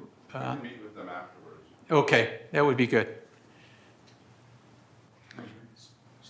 Yes, Steve. Yeah, I don't want to leave this conversation flat because you're saying some things, but it's not the whole picture. Okay? 3 things in particular. When it comes to people that are disabled and things, we're only under obligation to do reasonable accommodation. Okay? We're not to just allow anybody just to enlarge their footprint. Okay? Number 2, we have to take into consideration of amenities or aesthetics. Okay, a lot of people forget that when they say, hey, you can go out and do this according to paragraph 4600. No, aesthetics are part of that, and it's part of why we buy in here. I don't want urban crawl. I hate urban crawl, and that's just people expanding for the sake of expanding. I don't like that, okay? The other thing is, your manor is jointly owned. The association owns all the way into your paint, okay? You do the inside. So when you say your manor, you got to be careful because it's jointly owned. We allow you to live there. We help you out with certain things and all like that, as well as you can make your own modifications. You can make money off of selling it, okay? So be careful when you try to be possessive like that because everybody can claim that. So that's how I feel about it. Okay, Kurt, you'll get together with Susan and Tim. Thank you, and thank you. And our board president just left. Yeah, right, it does. It means the vice president's on the hook, right? Yeah. Hey, Bill, can I make a comment? Okay, James. Well, for all those issues, we, landscape and maintenance construction, sometimes we feel maybe it's the real estate agent misguided our new resident. So perhaps, Brad, can we just print out all the resolution for landscape or maintenance, construction, architecture to all of those real estate agent office a copy so that they cannot Yeah, we mislead do the that, people. and it's all on our website. There's a tradition here, one of many traditions. One of them is allowing pretty free use of the common area historically. And the other one is closing escrow on a property before it's fully entitled to the way you want it. In the real world, you don't close escrow on a property until you're sure you can do everything you want with it. But the escrows here are really quick. You know, it's 30 days, 30 days, 30 days. You know, you just wouldn't do that in a normal real estate environment. So given that that culture is not going to change, we're going to have to be better with the information to the realtors. And actually, our website is being developed, you know, where we've launched it. Now we're doing our first upgrade. And probably in the second upgrade will be a realtor's portal that will have all the documents, the disclosures. As soon as we change a form or you change policy, we'll change the form on there. Because right now what we see, some of these brokers are using a form that's 10 years old that they've copied 50 times. And you can tell by looking at it, and it's not anywhere near in date. So yes, we'll share some responsibility of that, and I think the realtor portal in the long haul will be the fix. So we need a motion to on this particular item for discussion to follow staff's recommendation. Do I have a motion on that? So I so move. Do we have a Oh, second? I'm not supposed, well, okay. Do I have okay. Who's going to, do I have a motion? Okay. Steve, do I have a second? Roy? Any further discussion? So what is the motion? The motion is to accept the recommendations of staff on 3456B. Is that what, have I got it right? Yep. Yep. Okay, Any more discussion? All in favor? Okay. Any opposed? Any, one opposed? Two. Two opposed, okay. okay. Madam Chair, I have to make a correction here. Apparently an astute resident who was watching Village Television texted me and advises, and I've actually looked it up. A shipping container is not 40 yards. A shipping container is 100 yards, which is what I identified as the amount of waste we were hauling out of the community every day. So I thank him. It's about a half a shipping container. So there we go. 40 yards. Any way you look at it. Well, It's a lot of material. I'm glad that people are questioning what They you're are saying. questioning, and I was unaware of that, so thank you. All right. So, okay, so now we are up to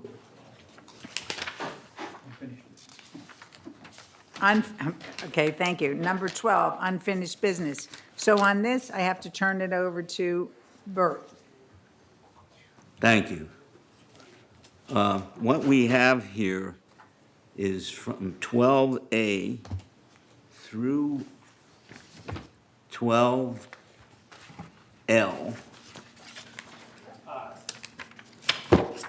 12I, I'm sorry, is a series of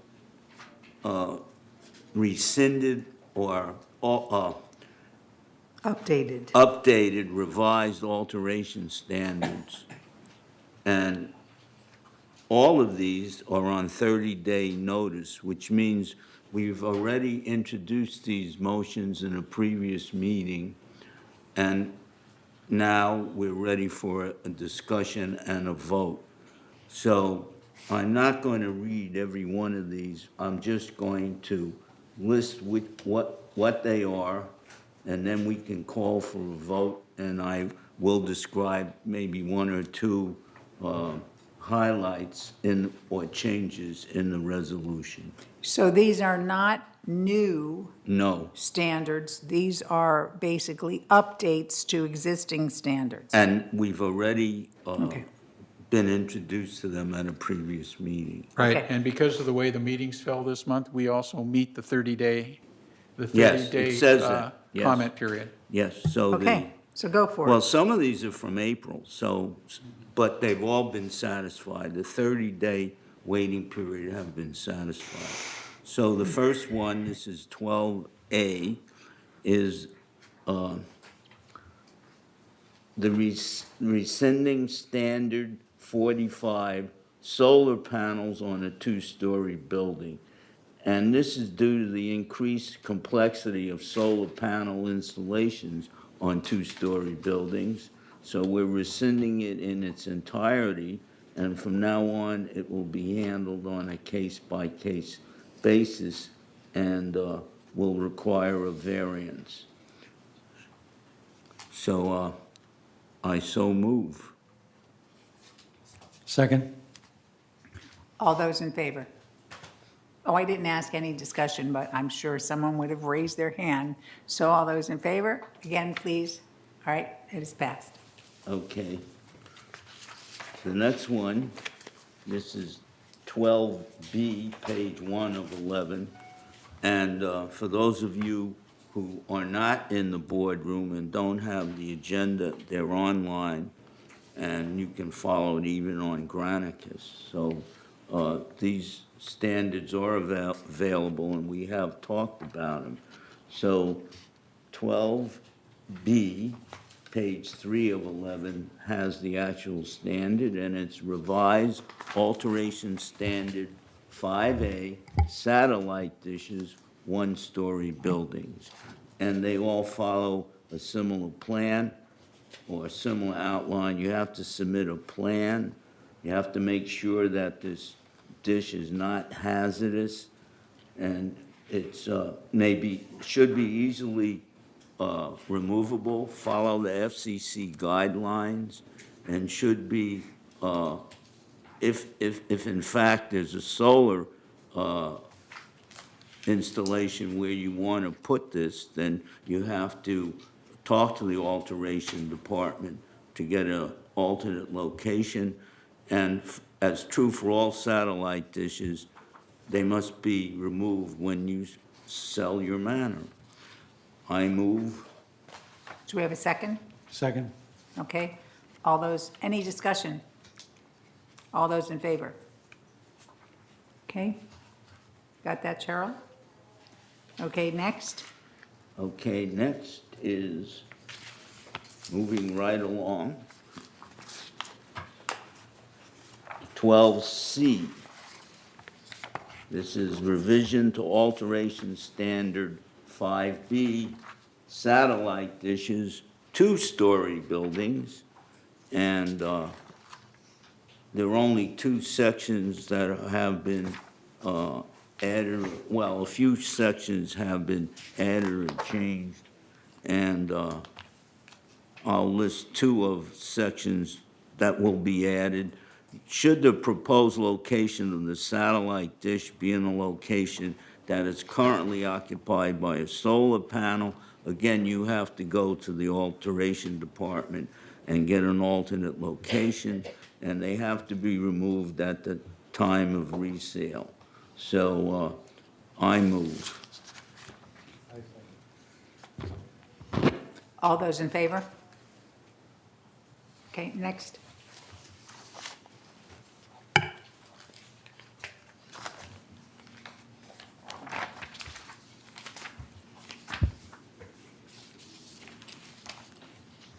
Next is 12D, and this is revised alteration standard, section 12, exterior wall attachment.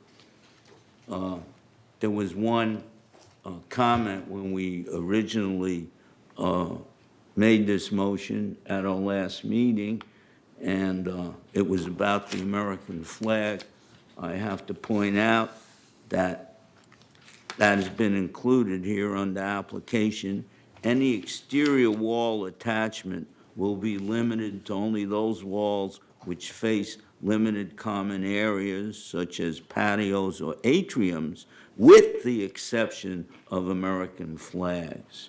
So if you look at the resolution, like most of these, it tells you how you can install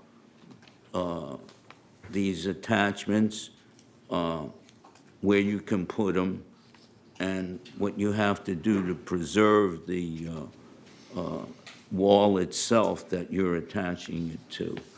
So I move. Second? Second. Thank you, John. Any discussion?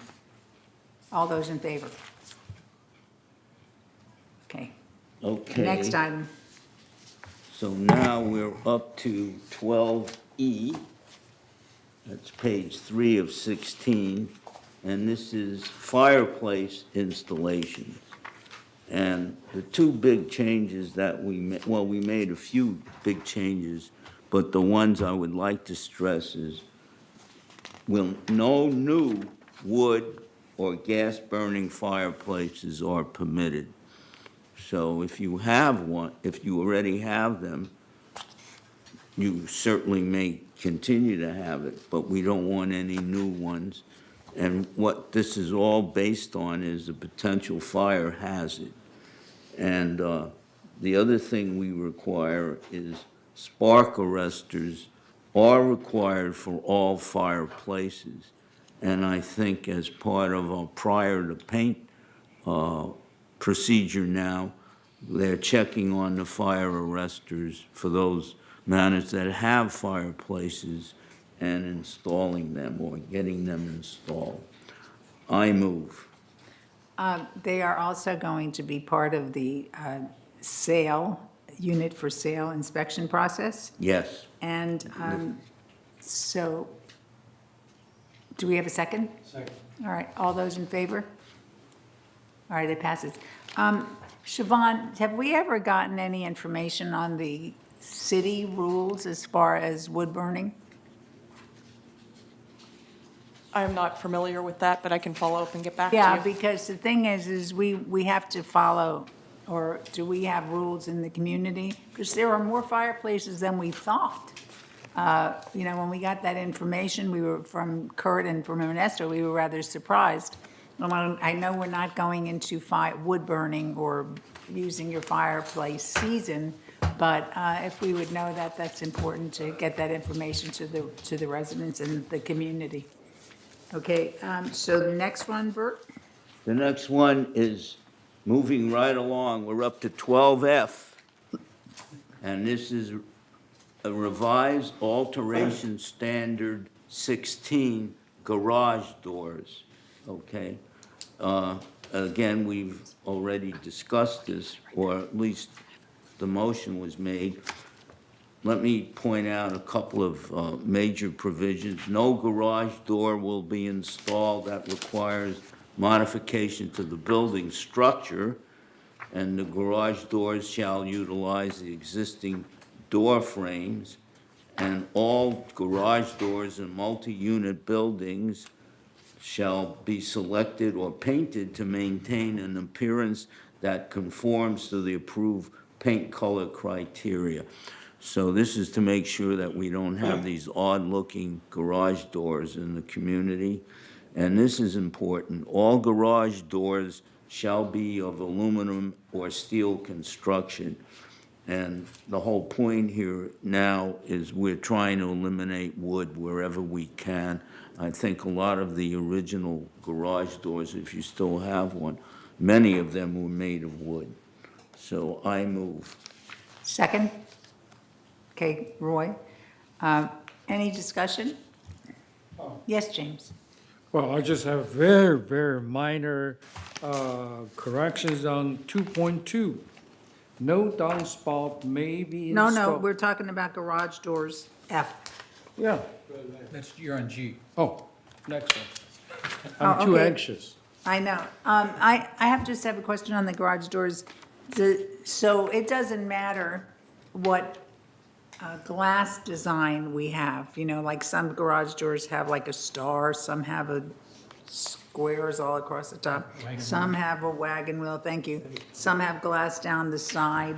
Doesn't matter, the basic thing is we want those steel or aluminum, and the color has to be in harmony with the rest of, or in compliance with the painting palette, is that correct? Yes. Is that it? That's the point. All right.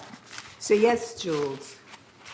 I don't understand section 2.5, the final note on the final text on the first line. One piece or, is that a typo at the end of the line? One piece or L panel? AL panel is the specific.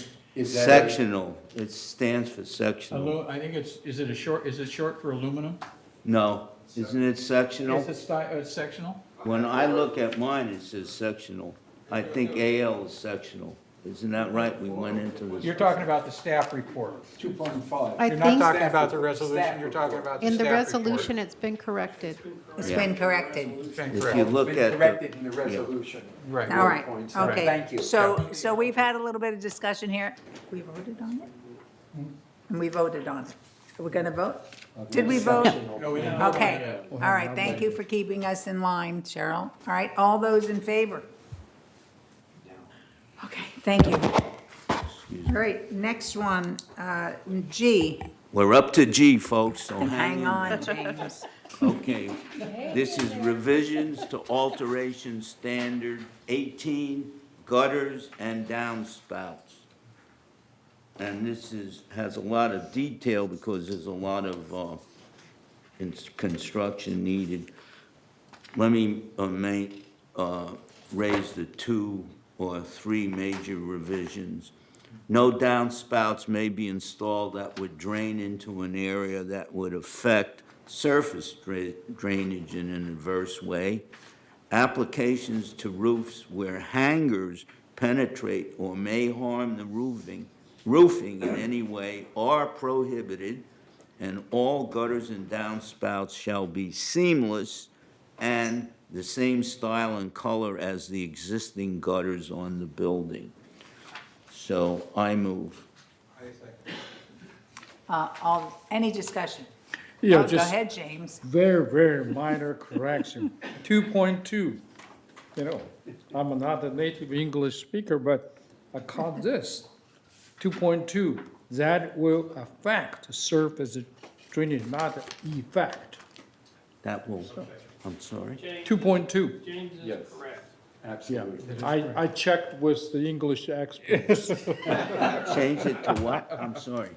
It says effect, it should be effect. Not E, AF, A. Oh, Yeah, Right. good for you, James. thank you. Yes. Okay, so that's just a Scrivener's correction. Yes. Does not change the context of No. the motion. So are we ready to vote to Yes. approve? Yes. All those in favor? And thank you, James. Now you could become our editor. Yeah, now we know who to go to, right? Right. All right, H. Okay, we're up to 12H, revisions to alteration standard 26, excuse me, skylight, excuse me, skylight installations.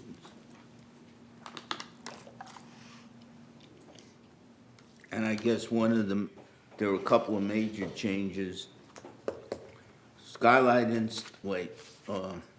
Maximum skylight size which must not exceed International Building Code and Title 24 requirements. All non-standard skylights are to be reviewed by the Mutual Board of Directors. And no trusses shall be cut in the installation of skylights. Okay, so we have a motion? You so move? Yes. I- Second? Okay, Steve seconded. Any discussion? All right, all those in favor? All right, next item is 12I. I think this is the last. It's 12I. Revisions to alteration standard 27 tubular skylight installations. And there are 2 major changes. 311, no trusses shall be cut in installation of skylights. And 4.2B from the original standard has been removed. So I think this is similar actually in detail to the previous one. Okay, so. I move. Second? Steve, second. Any discussion? Okay, all those in favor? All right.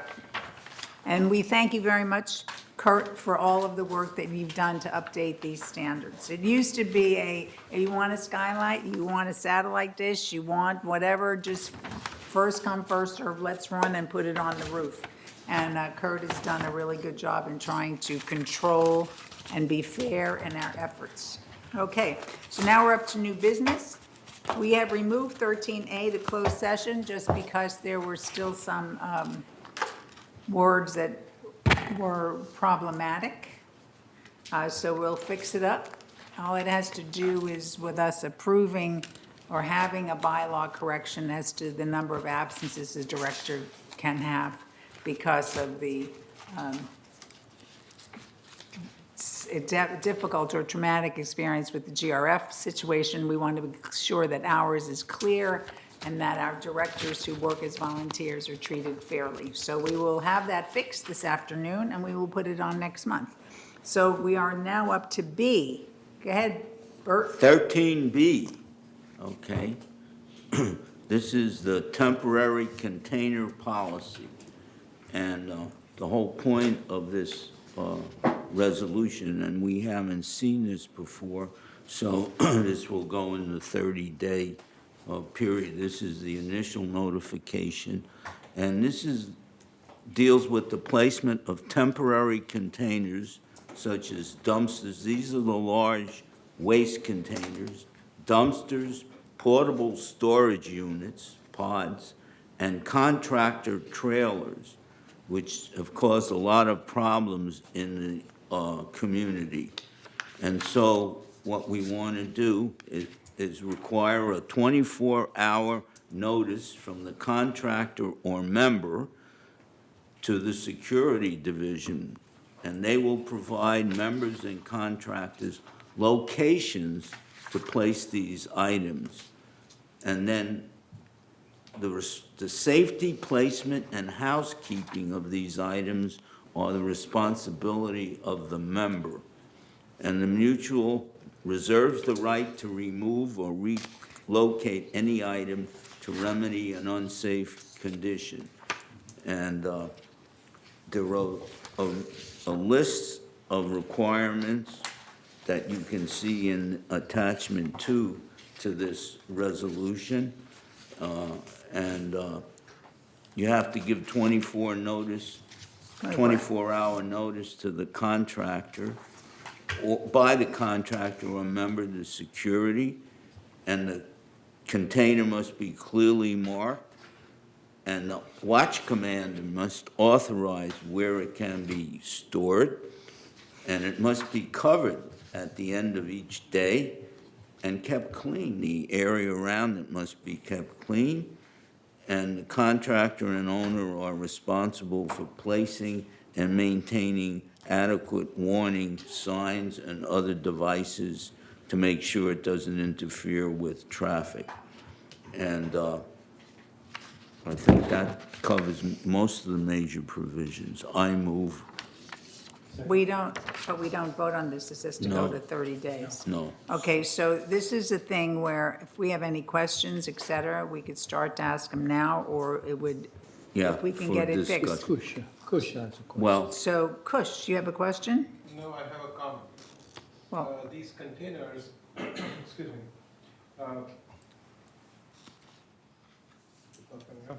Okay, finally. Green light. Thank you.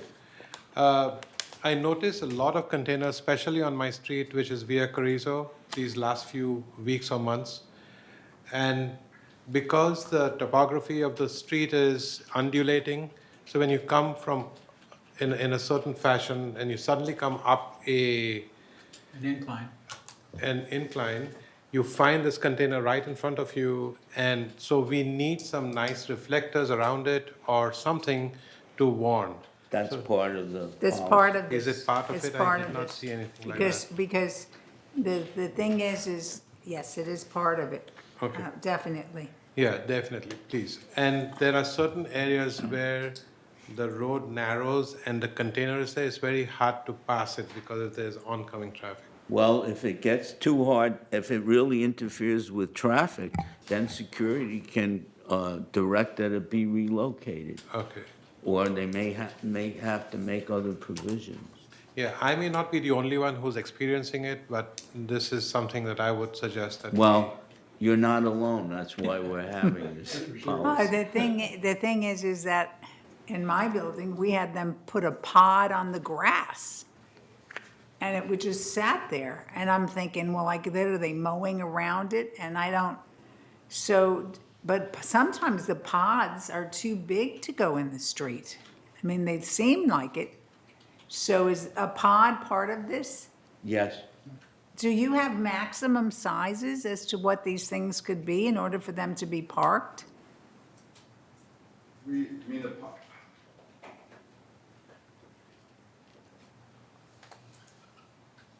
The intent of this policy is to limit dumpsters and pods to the smaller size, and the larger size ones need advance permission to make sure there is room to put them where they go. Well, so then should that be indicated in here in some way? It is. It's part of the policy, right? Part of the policy. That As is- opposed to the resolution necessarily. No, well, I read the policy, so Okay. maybe I missed it. I didn't see that it says that this is limited to this size, and then therefore other things have a different policy. First, I'm reading. the first bullet on the second page of the policy.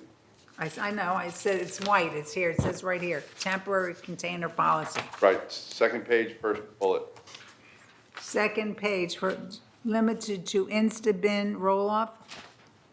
Is- Right, those are the small ones we talked about. Again, if we could put a size idea on there. I mean, there has to be something, because, We can do that. And it says may be limited, but it doesn't say will be or shall or should be. Correct, because there are instances where the larger ones will fit. Okay. Actually, at this point, we should just discuss the wording of the policy, and if we want to change that, so that's appropriate. But for the policy itself, should be discussed at our next meeting or 30 days. or hence. before. So if you have comments, the comments or ideas or concerns, they should go to Bill or So to we Kurt. could modify. So that when we have it to vote on it, it's the way we want it to be. Right. Yes, Steve? Pods can come in different size, right? Okay, well, the problem with that is if somebody, because I use the pod to come down here, I self-pack. They don't unpack and repack. So if I was to get a large one and where I'm going, you can only put in a small one. So how are you going to accommodate that?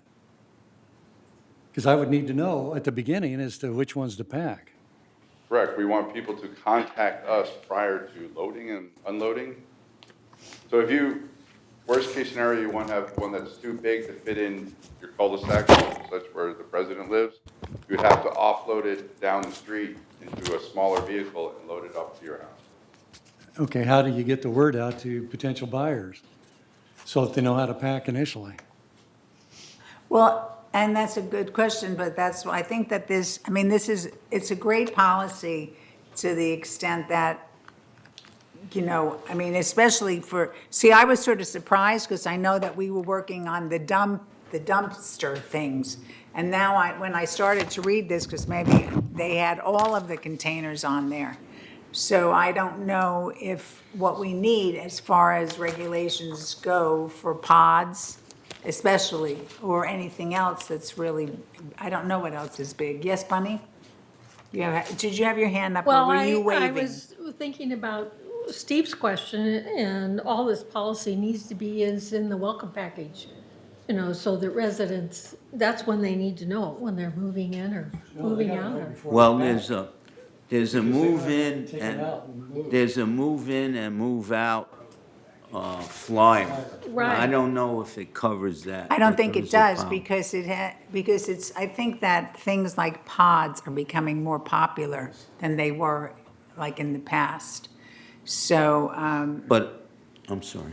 so I just think, because, I just want to bring up my own personal experience moving. I had a big moving van, and I was not sure it would fit down the cul-de-sac. Actually, it should have, and I called one of the neighbors and asked him, he said, no, it's not going to fit here. I had to arrange for the moving company to offload it into a smaller van. but it turns out actually it could have fit, but that was another issue. So, you know, there are other ways around this. But there's not, you make a good point. I don't think it's clear to someone who's moving in what the limitations are. Well, I'm glad we're getting started with it. Yeah, I think maybe we need to look at that from a move-in, move-out perspective. So, so what is the board asking here? That we take this, we leave the policy as it is and then revise it again? Or are you asking us to take it back and add more to it? Well, I think it could just, No, it's just okay. a matter of communication. Well, I think it could use a little bit of clarification as to the size. Size, right, okay. But then you have to take this, then this becomes a whole different thing as it relates to the real estate effort or the selling Yeah. and moving effort. So, but that isn't necessarily Kurt's issue. He's just trying to make it, so that's something that we would work with Siobhan on. And so I think that we could still go ahead with this. I just think that we need some clarity as to the limitations, Kurt. Could we do that? And that's all we're asking for. okay. So, and if we could have that, then we could go ahead. Then we have to worry about the communication through the real estate effort. So again, my question, would you like Kurt to do some addition to this in the next 30 days? Just put in Yes, the size. Yeah, just the clarity of the limitations as to the size. So we're not essentially changing the Right. policy, we're just clarifying one point. Right, so then you can move to the next and Kurt will know what to do. Okay? Wait, Kurt, Chris. are you Wait. clear? I just wanted, this is intended to be a general policy. We know that this can't fit every instance that comes up, and that we are aware, and we work with security, that there will be exclusions to this. There's so many varied, instances that could come up. We tried to catch just about most of them in here, and we understand that there will be a few that won't quite fit under the policy, and we'll have to make exceptions for it. So then back to the question, do you want him to try to delineate every variable? No, it Okay, could just so say- does this stand as it is? It could stand as it is, but I think that he has to, in some way, say that the sizes are limited, and if you want further information, whatever. But it needs to just let somebody think that this is a blanket temporary container policy, and I could have one as big as a house. Okay. Do you think anybody in this community would do that? Yes. Yes. Probably on my street, for sure.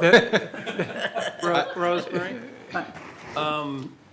when I moved in here, the moving company that I used to go cross-country had already done their research, and they knew that they were going to have to do what Bert Company did, and they knew that, and they informed me of that. But I still think it's important, given pods, which are all, to Steve's point, that we make it clear, as maybe even part of the escrow, and make it clear to the realtors that you have to get up with Kurt and his folks prior to contracting for a pod that may or may not fit. Yeah, but these pods are not for moving, they're for storing waste. No, material. they're for moving. No, they're for No, moving. no, you He's- can load a pod in. Yeah, but this is not what this Yes, it is. This resolution covers all pods, no matter end use? This resolution covers both dumpsters for waste and moving pods. Okay, So- that wasn't clear to me. Yeah. Okay, I have yes. my suggestion, since we are working on it and we are working to resolve this, we can separate the temporary construction dumpster policy as A and the moving pods as B, and make it easier for the move-in, move-out to be the B, and the construction to be A. That'd be good. And put it all. So we want to have a separate thing for pods? I would suggest that it would be easier, so even if it's a real estate person, he can just look at the pod section, which might, and I think you guys are really working hard on it, Kurt. Thank you for that. We can make it work either way. We started out with two separate policies and decided, because this policy is going to be handled by security. It's going to be initiated at alterations when people take out a permit. We're going to give them the information on the dumpster end of it. But security asks that we combine them so that it's easier for the officers to implement out in the field. So if anyone wants to bring a pod in here, they have to go to you? Security, they go to So security. they go to security? Yes.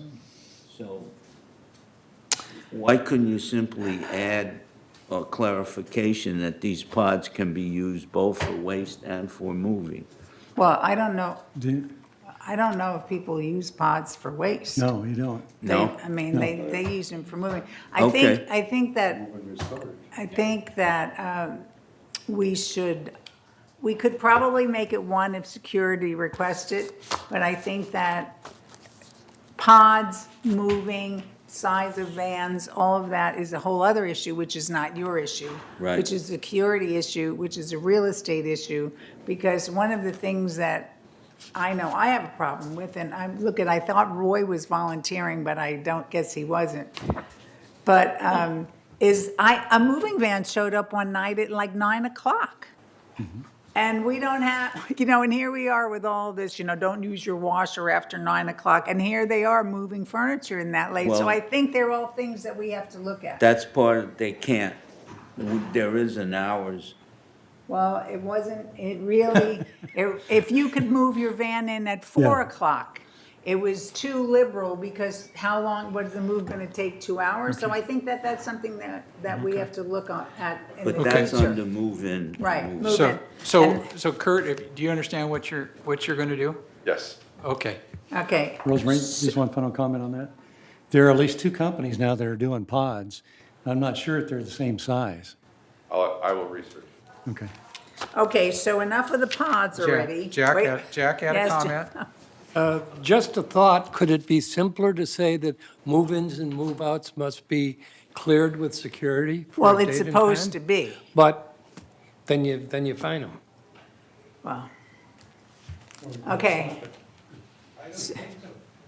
All right, well, in any case, we have some work to do on this, but we also need to do work with our move-in, move-out policy, which we could probably, could we just have that on a future list, Cheryl, so we don't lose it? Is that a Because communications committee issue? Yes, I was thinking of Eileen and Bert Okay. and Roy and anyone else. Okay, all right. So we got that done. All right, so we don't have to vote on that. Next item? Next item is 13C, revisions to resale policy. And there is an existing policy which was promulgated in 2014, the last time. And this resolution, the main thing that it does, it revises only the security deposit section of the policy, and the remainder of the policy remains functional and unchanged. So I'll read you some of the main provisions of this. When you want to sell a manor, the corrections and deficiencies found in the resale inspection, and you must have a resale inspection, will be noted in a report and will be provided to the seller. The seller will be held responsible for the corrections and deficiencies. In the old policy, he was required to post a security. We're no longer asking that. We are requiring that he be responsible for these corrections, and corrections and repairs to mutual property and assets shall be completed by the close of escrow. So if everything goes right, there is no money exchanged, and also the buyer is no longer on the hook unless there's special provisions where, in the case where the seller is ill and all and has to be deferred, the buyer could accept this responsibility. But mainly, this is the way we want to do it. So this simplifies the process, and there's no exchange of money and funds. And I think it's to the benefit of both staff and to the community. So, because basically, we've had situations where a deposit was received having to do with this, and all of the money hasn't been used, so then we're acting like a bank, you know, we have to have a bank, and we have to refund it, and then we can't find the people anymore, so it's becoming, it's a complicated thing. So basically, in the resale process, this is the responsibility of the buyer and the seller to make sure that this is done, because we shouldn't be managing that part of it. So, okay, so that's what that's about. And any comments that you have on it, make sure you get them in, because we'll be going over this in 30 days. All right.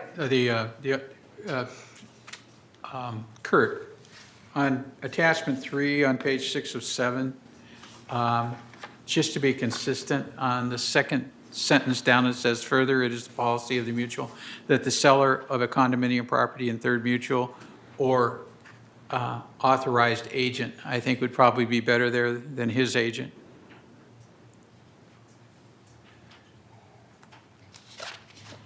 His or her. That's right.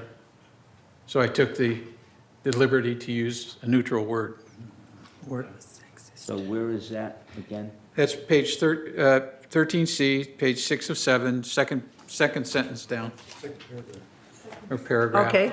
Okay? So that's just a little minor It's a minor nothing, but. edit. All right. Okay. Okay. So then the next one is D. Introduce. Madam President? No, we did that one. Okay, sorry. Madam President, What? we have a request to speak on that last item. Question. Which last item are we referring The to? revised resale? Revised resale. Revised resale?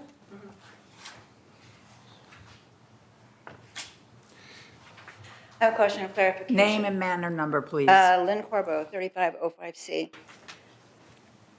I'm aware of a situation in which the inspector failed to disclose something that wasn't, that needed to be corrected. No one was aware, the seller nor the buyer was aware that it was supposed to be corrected. So when it comes time to resell this unit, and the inspector does pick it up this time, whose responsibility is it? Because, I mean, assuming that the seller can obtain affidavits to prove that it existed at the time of the last purchase. Are you talking about, is it a staff inspector or a private inspector? Staff. The, official Third Mutual real estate inspector. Okay, probably what I would say, and I'm not, I would probably say that as soon as that is noted, it should be noted and not waiting for the resale. So if somebody noted that they inspected it and then they didn't inspect it correctly and you found out about it, we should be noted in the record. And then I don't know what level of inspection we're talking about. Are we talking about a $100,000 thing, a $2,000 thing? I don't know. So I don't have a definitive answer on. Right. Is this an unsafe situation right now that needs to be corrected? No, it's not unsafe. Is it a structural issue that was changed? Carport parking storage. Okay. It could also be landscape. Carport storage. And is this in a multi-story building? It's, the carport, yes, it's a multi-story building. I mean, is it a garage or is it a carport? It's a carport. Okay, so we have I mean, that's a whole nother incomplete subject, storage units and carports and garages. Yeah. That's, I just want to know, I mean, it's not fair that the seller and buyer should be held responsible for somebody else's failure to pick it up, when it should have been picked up. Well, the only thing I could say is I know that we're going to try to do a much better job of training our staff.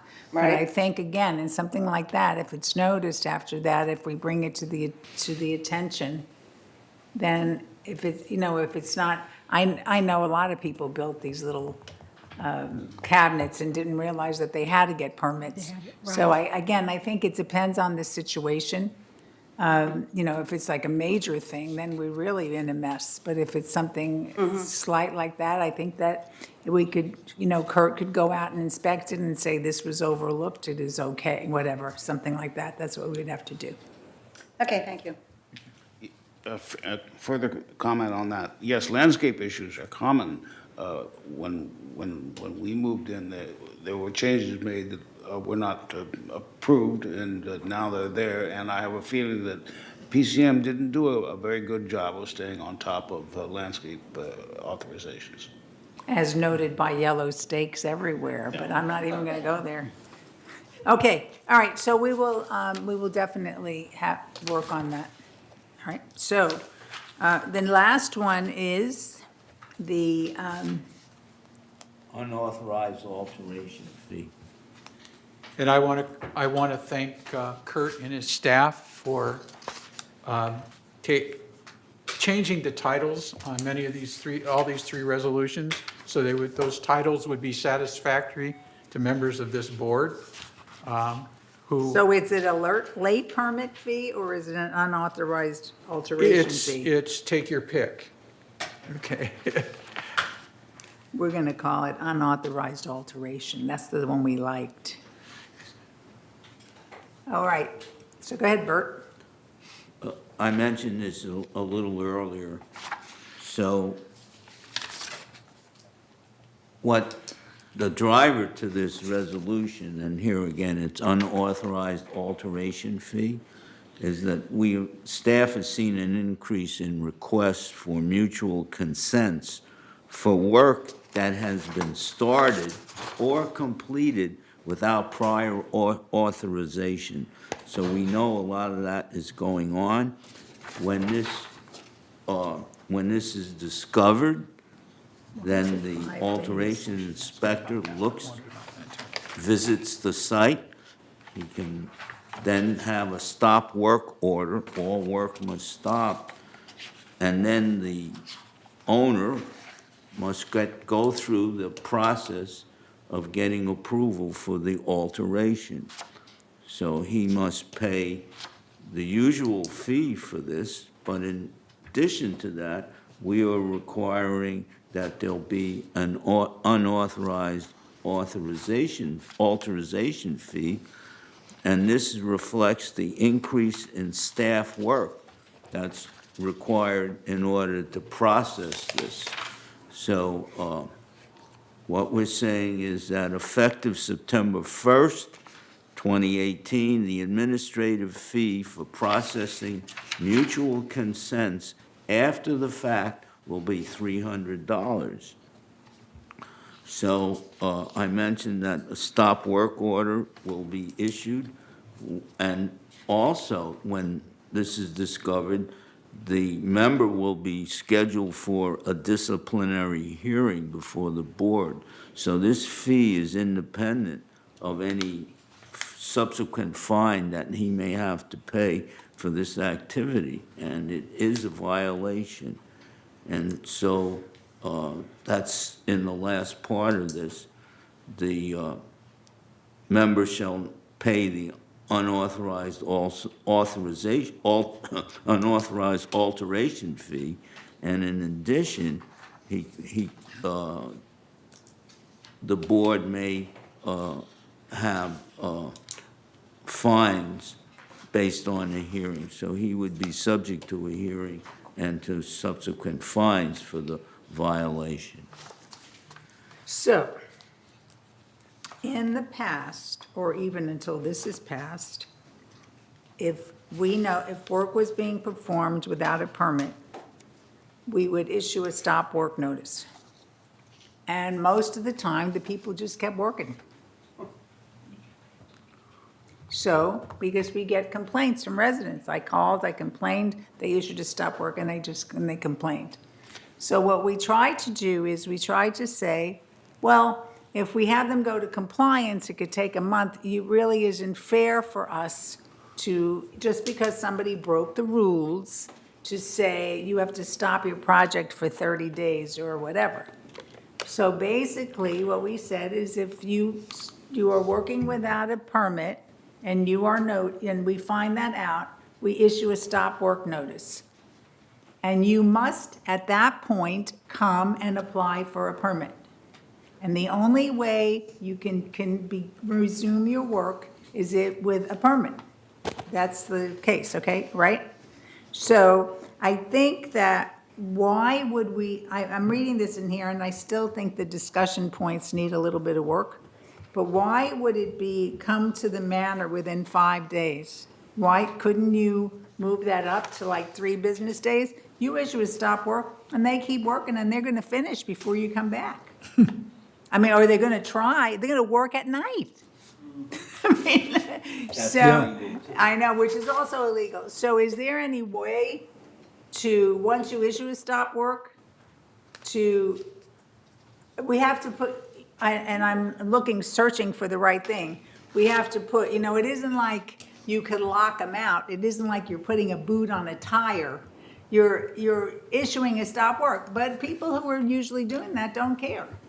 So I think coming back and inspecting within 5 days, for me, and I don't know your staff, if you issued a stop work, we should be there the next day to see if they started. But I don't know that, so I'm just asking. I'm asking from the perspective of somebody who contacts you all the time. Is there any way that, so we got compliance out of it. I mean, not really, but compliance. And then it says on here also, it says compliance staff performs a follow-up investigation. What are they investigating? If you notice to stop work, what kind of follow-up investigation are they going to do? So I think that this just needs a little bit of clarity in there, because if you notice to stop work and you photographed it or you have it on your records, I don't think that does compliance have to go and do a follow-up investigation. You have all of the evidence. I don't know that.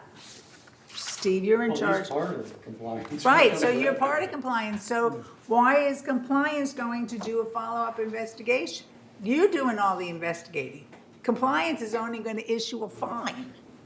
To put it in the terms that they gave me is, they're compliance is like the district attorney for us. Right. So, when the police do an investigation, they go out and take a report, and then the district attorney follows up and does a more thorough, in-depth, according to their rules. We just look at it from construction. Compliance comes out and looks at it according to the CC&Rs and the governing docs and things like that. So it's sort of a two-part investigation into what goes on.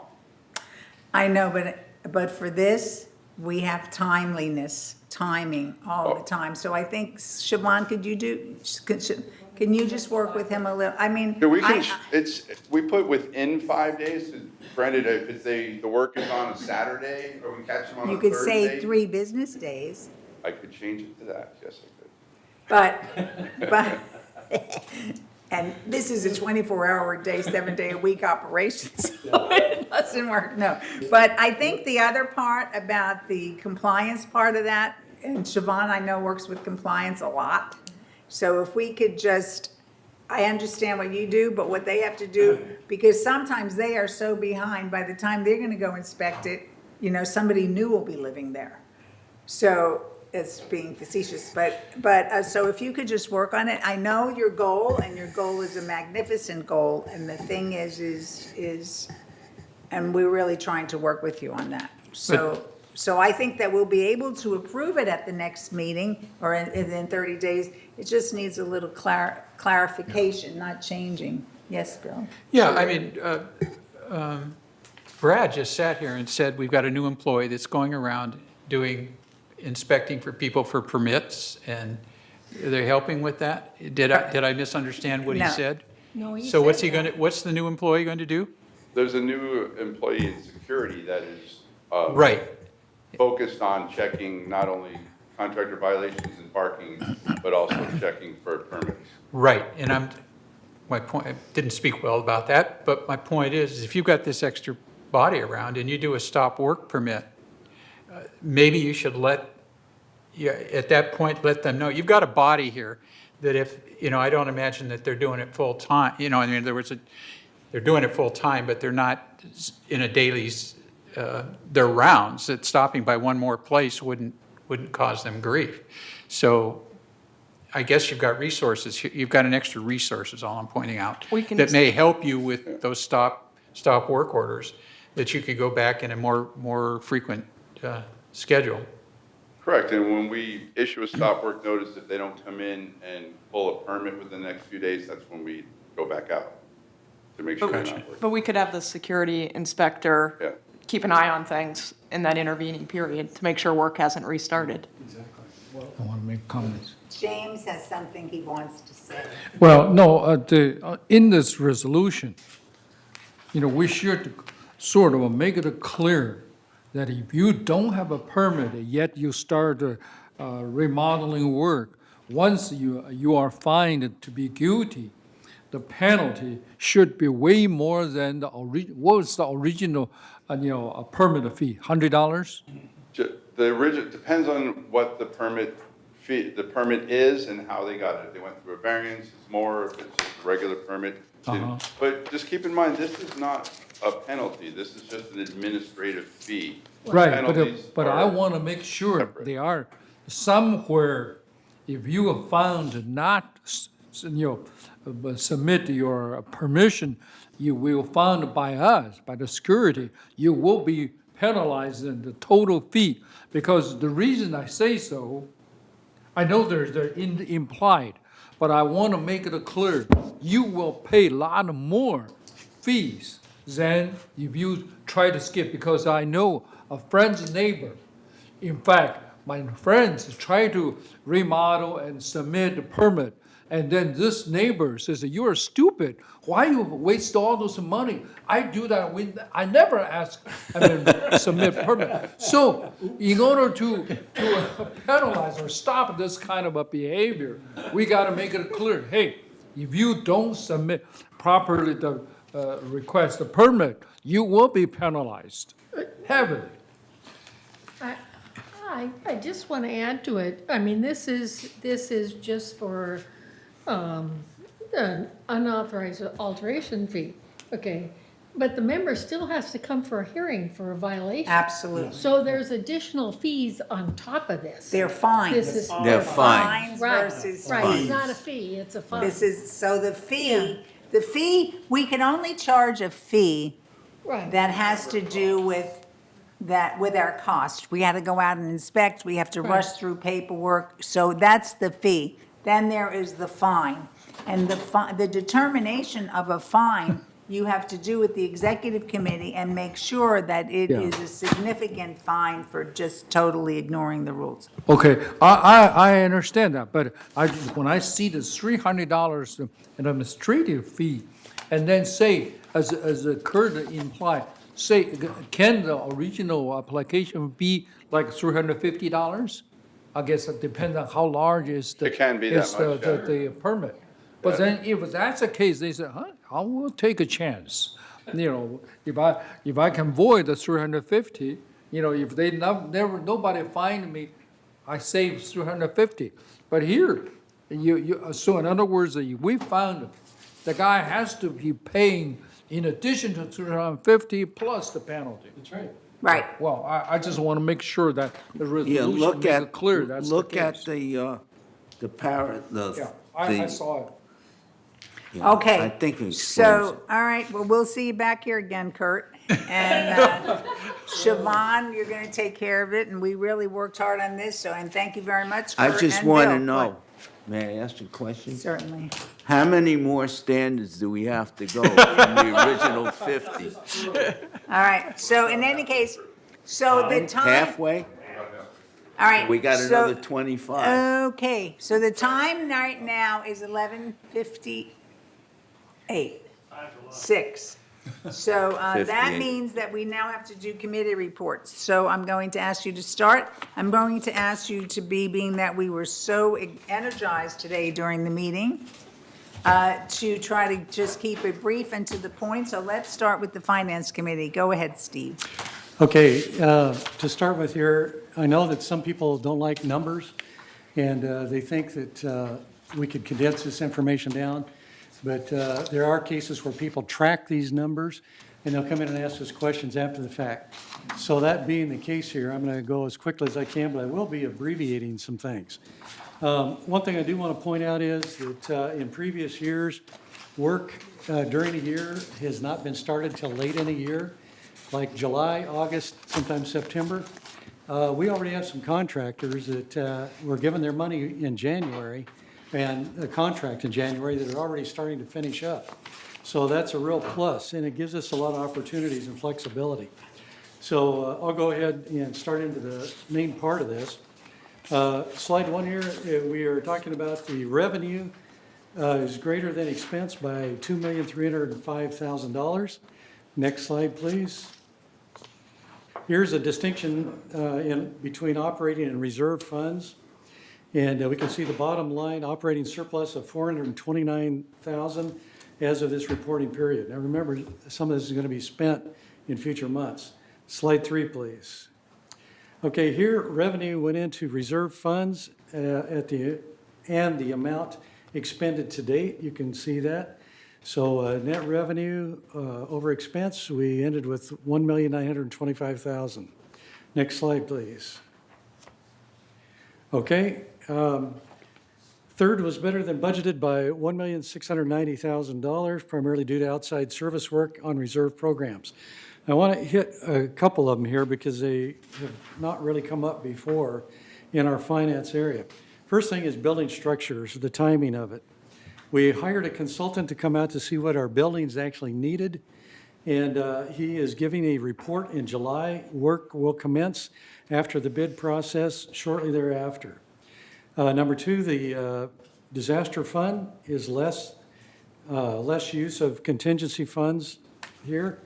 The disaster fund includes funding for emergency expenditures not covered by insurance, including insurance policy deductibles.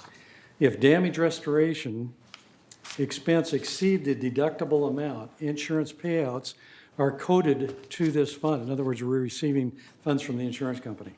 Further, an insurance payout of $181,870 for reimbursement of a fire was booked in February. So these come in as pretty much between 4 to 6 months after an event. It happens mainly due to fire. Waistline remediation timing, although budgeted through the year, work started in April and is progressing quickly. Staff anticipates using all of the funds by fourth quarter. Next slide, please. On this pie chart, you can see where operating expenses to date are $6.3 million, and most of it goes to employee compensation, about 50% of it. Next slide, please. The reserve balances as of April 30th, 2018 were about $30 million. To date, contributions to reserves, including assets and interest earnings, total nearly $4.5 million, and expenditures to date total just over $2.6 million. Okay, remove the slide, please. In closed session, we review delinquencies for unpaid assessments totaling $297,000, which represents less than 1% of our annual budget. So we get into that and look at ways on how we can reduce that. Also, we review delinquencies for fines, fees, and chargeable services totaling $208,000 and how we can reduce this amount. The board is pursuing further collective activities such as cable, TV, disconnection, and small claims court. There are other things that we go to through our legal staff to recoup these outstanding fines and assessments. Okay, I want to spend a little time here on monthly resales report, and that is we've noticed a downtrend. But I'll go over this and then talk about some things that are involved with this. For all of the mutuals in the village, we had 68 sales compared to 105 sales last year, which we were down 26%. Sales village-wide in May were $23.6 million compared to $34 million last year, so we're down about 13% there. The average resale price, however, this year is $347,213 compared to $327.3 thousand last year. So if you're looking at a monthly average so far year-to-date, our average resale price is $350,600 compared to last year at this time of $313,000, which means we're up 11%. So going strictly to Third Mutual, we had 38 sales in May, 44 in last year, so we were down about 10.7 overall percent. Sales volume in May, 15,265,000, compared to last year, 18,157.9 thousand. And average resale price for May was 401,000 compared to last year 412. However, when you look at the monthly average and the average resale price, we're up 6%, which is $408.7 thousand compared to $385.6 thousand. So we're up over that. Now, one thing I want to draw your attention to, and you won't see the stats anywhere because they have to be plotted out. As of yesterday, the ALS listings, we had active listings not under contract were only 92, and that's here in our area. Condos under contract and escrow were 43, and then we just went over the ones that were sold. So when you look at inventory, we don't have a whole lot of inventory. Going back in stats to 2008 and 2009 area, there were units here of over 500, and that was without any contracts at all. Okay, we know that that was a slump, but coming forward from that time period, we're basically in a real good position. And when you plot what we're doing against Mission Viejo, for instance, we're almost dead in the heat if you plot this out. So I think we're doing very well. Our inventory, I think, is actually down. But here's some other things that you might want to know about. As you can see, there are 2% of our units that are available. Average time on market is only 33 days. And like I said before, when you plot the stats against those of Mission Viejo, our stats are almost dead heat. So I think we're in a real good position right now, especially compared to surrounding communities. And we're moving ahead with it. And actually, sales, I think, are picking up. So, Okay.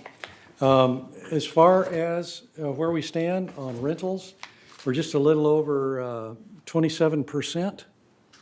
And we're doing well there. I think it was 27.13%. And our next Finance Committee meeting is the 3rd of July, 1:30 p.m. right here. Thank you very much, Steve. Okay, next committee up is the Architectural Controls and Standards Committee, Director Walsh. I think we beat the Architectural Control and Standards Committee To death. Issues to death. The only thing I want to say is that Kurt is working hard to, with the public relations staff, to disseminate the information to residents that permits are needed for any alterations, before any alterations can be started. And he also wanted to remind everybody that there is a new demolition permit that is required and must be signed off before any alterations may begin. This information will also be disseminated. That's all. Thank you, Bill. Okay, the next is a report of the Maintenance and Construction Committee, and that also is Director Walsh. Oh, this is so fun. Okay. Basically, in that meeting, the two major issues that were discovered and discussed in the Maintenance and Construction Committee meeting were dealing with address signs. And Rosemary and Roy have gone out and investigated building address signs in the Gate 14 and in cul-de-sac 212. And they've come back with some information for staff to move ahead with the signage in those areas and the number of signs that they're going to be required. I want to remind everybody that tomorrow the trash chutes in the 3-story buildings, that project is going to get underway. So they're going to start repairing those trash chutes. Hopefully that will result in less noise anyway. Pardon me? Nothing. Or what was So, that? what method, I mean, I hate to ask this, what method is being used to notify the residents? I don't know the method, but I've been told that they are notifying the residents ahead of time, that they assured us that they've got that under control. So now I guess we can go back and make sure that that's happened. Well, because the other day, I think they're- when Roy and I were doing our sign walk, we noticed that there was like tape in front of a trash room. And we unknowingly asked the resident, well, why is there tape there? And they said, well, we don't know. And So Ernesto replied that they were in there, they were repairing, they were cleaning right, it out but and the thing repairing is, it. but usually, That they notify somebody that they're going to do that yeah, in the building? because if the trash chute was, I don't know how long it's gonna take, so lots of times they have to make an alternative place to put your trash, so I don't know what that whole thing is. How long does it take per building? I'm not on top of that, Rosemary. I don't know.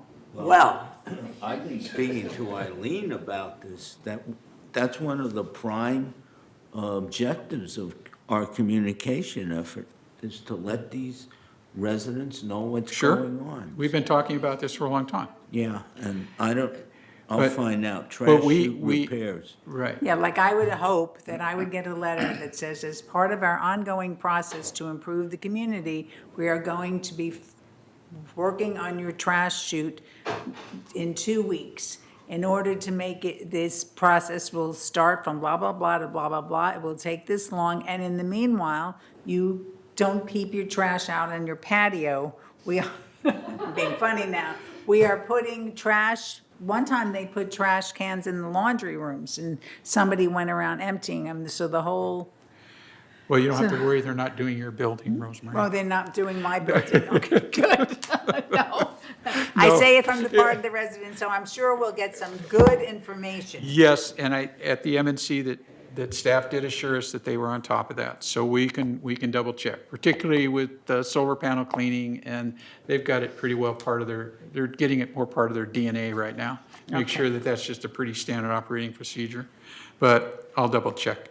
The other thing is that we talked a lot about replacing dryers in all of the common area laundry rooms.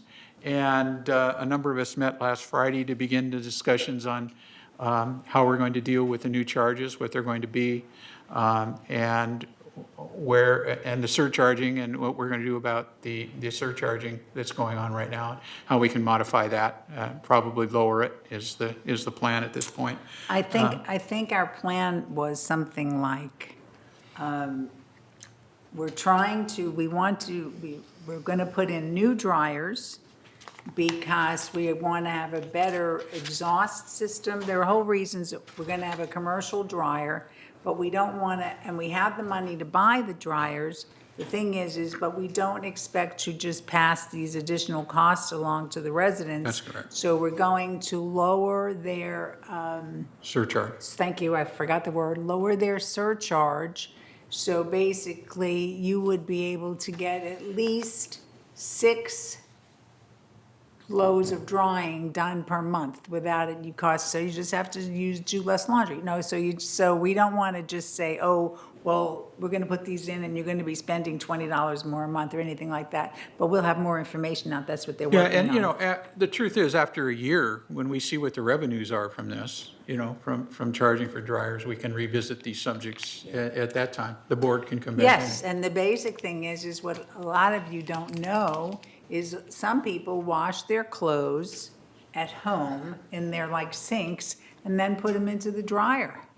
And first of all, that's not very sanitary, but the other thing is that they're using a lot of our energy. So it should just be fair and balanced to all of us who are participating in the costs. Right. And the other thing that we discussed in M&C was that they put some equipment vibration absorption cups on some of the washers. It's not totally successful. They haven't gotten much feedback from the people who requested that. But the the thing about the dryers too is that Lynn Jarrett of the Gardenville Association has asked that we put the dryers on platforms. And so Right. we're factoring that into the cost. costs. So people, to accommodate people being able to more easily access those dryers. And that's, the only other thing I wanted to say was that Ernesto said that they're getting closer to finding some solutions for the fencing up by Carlotta and Ridge Route. So you heard Brad talk about it's going to probably be about a 4-week process to clean that forest out of there. But once that's done, it's going to allow us to move forward on getting additional height on fencing in there. And hopefully he's going to come back with some good alternatives. So what that is. So I have not seen those. That's all. Thank you. Bunny. I want to add something to the breezeways. And actually bringing the plants back to the breezeway, it was very smooth, okay?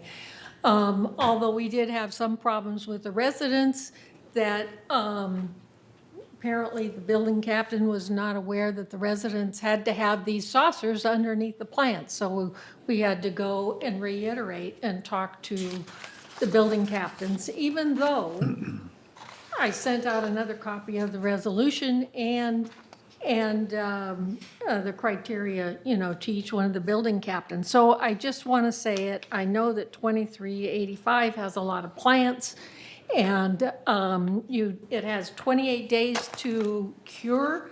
So there's 28 days that those residents can get their pots and the casters that they need, the saucers and the casters that they need. Because if they don't have them, they will not be put back on the breezeway. So. Okay, Bunny. All right, is there any report from the parking committee? Yes, parking task force, I'll be scheduling a meeting of the parking task force in the immediate near future. I have some agenda items. Rosemary mentioned an agenda item in the up in Gate 14 and of golf cart parking in between the carports in the LH21s, and then I've gotten a note from Bill Walsh of some agenda items. So anything you have for the parking task force, please let me know. They did 2 spaces between the carports, and I asked why they didn't do 3. One of them couldn't be done, as explained by Director Roy, because it was near a fire hydrant. But they didn't do one of the ones they could have done, and supposedly they ran out of asphalt or whatever. So Brad is supposed to be getting back to us, and Siobhan, could you follow up on this, because I've asked him 3 times. How much does it actually cost to, remove the plants? It shouldn't matter because they're all dead anyway. There's a lot of very good landscaping between some of the carports. And a lot of very bad. So in those areas where parking is really needed, if the plants are good, maybe we could take them up and move them someplace. But I asked him, how much does it cost to put that asphalt in and mark it golf cart parking only? Because every time I go down that street and I see a golf cart parked there, I think, wow, that's 2 cars that could be parked in regular spaces. What's there now? It's not asphalt. No, it is. They did put asphalt in those 2 spaces. No, but now what? Landscaping. Well, Landscaping. some are landscape, I mean, dirt. we got a figure of $10,000 or maybe $9,000 from that parking study. It said to convert landscaping to a parking space. Yeah, but I don't think that particular person looked at the little area between Okay. the garages. So I'm just trying to find out, because Okay. a lot of them, John looks at ones that are nice. A lot of the ones that I've seen are very unsightly, like they have one scrawny plant there, or no plants. So it might be an opportunity in areas that really need it to do a little bit more conversion, but I have no idea as to how much it costs. So I asked him about that, because that could be another good thing. Every day, I think we added 2 parking spots. I'm excited about it. Okay, next, so let us know when the next meeting is, John. Report of the Landscape Committee, Director Tung. Thank you. Well, I will be very brief. Thank you. That in our land committee meeting, we discussed 3 items. I'll briefly mention, first one is the Bluebird box. Because there were issues raising by some of the residents and some particular residents saying that maybe the number of bluebirds in declining, so therefore ask for a special sort of arrangement to take care of those bluebird box. Well, after we, landscape committee, talking to the residents, and also we give to landscape committee, staff to investigate, and we conclude that as recommended by the landscape staff, that we're not gonna do anything, but in the meantime, we'll form a task force, continue to monitor the situation while our director, Jules, gonna try to collect more information. So right now, we're not gonna do the proof not to do anything, but we'll still continue monitoring. So it's like at status quo? Yeah. Okay. Yeah. And then the next thing is, as Brad already mentioned earlier, that both the landscape committee and board already approved the project to remove the extra trees in this, around the ridge route where homeless people living, and that think it is going to start very soon and clean it up. And then the third item is we're in the long run, we're going to water saving landscape. So our director, Juice, gonna give us some highlights, and we'll continue to go in this direction. So, Juice, please. Oh, next meeting, landscape committee meeting will be on July 5th, right here. So, Juice, please. What I have to report is extremely preliminary. The issue we've been discussing is the conversion of our landscape from English influenced landscape, which is the default throughout the United States, to something a little more appropriate for our Mediterranean type climate that we have here. California is the only state in the Union with a Mediterranean climate. In fact, it's the only place in the world outside of the Mediterranean, the little rim from Portugal around to Egypt, that actually has this type of a climate. Dry most of the year. It rains 3 or 4 months if we're lucky. In the past month or so, committee members have attended numerous meetings and summits whose focus is on lowering water usage, mostly by reducing irrigation. And the potential for water savings is impressive. One example is a demonstration garden in the city of Santa Monica. Their native garden uses 83% less water and 68% less maintenance than a traditional garden. Another example is the conversion of landscape at Ocean Ranch, which is a gated community in Laguna Niguel, about 12 miles south of here. They began a major conversion in 2009, and a recent visit to their community was impressive and instructive. They've saved over 70 million gallons of water. Their landscape is beautiful. Molten Miguel claims that they have been, that they projected a 10-year return on investment, which they insist has actually been repaid in 3 years. I haven't seen the actual financial documents yet, and as a consequence, I'm not in a position to make any observations. But their document, they have actually reduced their water usage by over 70%. However, as I say, without actual financial documents and knowing more about their actual plumbing, I understand their plumbing was really archaic before they started out. We're just not in a position to opine. Here are a few photos I shot on my recent visit. If we can go to the, See him? there. This is a very large, a large slope. What they expect to do is to convert this, and surprisingly, they say it'll only cost about $72,000 to convert the entire slope. The remaining photos have already been converted, and they're quite impressive. As I say, we've sought to obtain their actual financial figures showing exactly what they previously spent. We don't have that yet. One of the problems, as I said, is that their plumbing was archaic. They actually bragged that they cut their water bill by 50% just by changing the heads of their sprinklers. I think we're much farther down the road than they were. So again, we're still trying to get all that information. We did obtain some before and after photos from their consultant, a company called Monarch Environment. But the problem is they're clearly promotional in nature and therefore of limited use. You can see the before and after.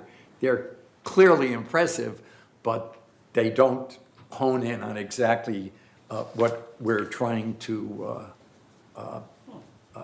determine. Just to give you an idea of how, what a conversion can accomplish, a recent California study showed that a typical 2,000 square foot lawn will use roughly 50,000 gallons of water per year, at least with respect to warm weather grass, which is what we have here. Whereas converting the same 2,000 square feet to native plants will use just 18,700 gallons. So the native plants will use just about 3/8 of the water that the turf will use. As I indicated at the top of this report, there is much to learn before we're in a position to make any recommendations at all. While numerous water districts in cities like Santa Monica claim huge water savings, making the sort of conversion that we're talking about would involve a very substantial investment and would require perhaps diverting funds that we might otherwise want to go towards other crucial needs: epoxy lining, waste lines, correcting dry rot, doing breezeways. So while we could see truly impressive water savings from a broad conversion to a California landscape utilizing native drought-resistant plants, whether we will want to put our limited funds into such an ambitious project is a decision that we will have to reserve for some time in the future. We may ultimately decide that we're better off spending money on water to free up money that we must spend elsewhere. Or we may decide we can save water in other ways, like taking cold showers. No way. Okay, I'm only kidding. My point is that before this decision can be made, we're going to need a lot more information, and that is what I and the other members of our landscape committee are presently engaged in obtaining. Thank you very much, Jules. Very Yeah. well done. I just have one quick comment. Taking a cold shower doesn't save water, it saves energy. No, it does, because you would be in there a shorter amount of time. You could be in a No, short. you'd have a heart attack and that would solve the problem. Okay, all right, let's not spend our time debating that particular one. All right, so now we're going to have a report by Doctor. Now we have Dr. Zalin, everyone becomes a doctor. At 12 o'clock, we are all doctors. Or we all need doctors. So Director Zalin, you want to tell us about the traffic hearings? Yes, there was 32, we heard 32 matters at the last traffic hearing.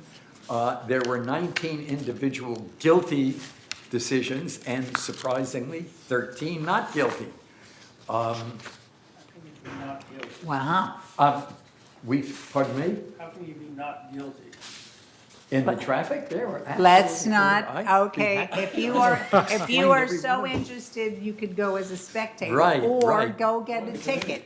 Right. And see how it works. On the other hand, the consent calendar showed a total of fines exceeding $10,000, which was really quite impressive or frightening. Frightening, Depending sorry. on where you look at it. The next meeting is scheduled for Wednesday, June 20th, Okay, that's like tomorrow. like tomorrow. Okay, so report of the Communications Committee. Director Baum. We meet every other month, so we haven't met, but we are working on the breeze and also these blasts that go out. So look for the next issue of the breeze. It will be a lot of information that I think will be useful. Our next meeting is going to be, it's changed, it's going to be July 18th. 18th. Yes, July 18th at 1:30 in the boardroom. And Okay. it's not AM, it's PM. Oh, goodness, thank you for catching that. That's why you're in charge Yeah, of we had all these communications. people come, bleary-eyed to our meeting, and Okay, all right, thank you. Report of the Energy and Technology Committee, Director Walsh. Okay, I'll start off by saying that the next meeting of it's going to be called the Village Energy Task Force, and it's going to be on August 1st at 9:30 in the morning in the Cypress Room, okay? The reason I call it the Village Energy Task Force is that in order to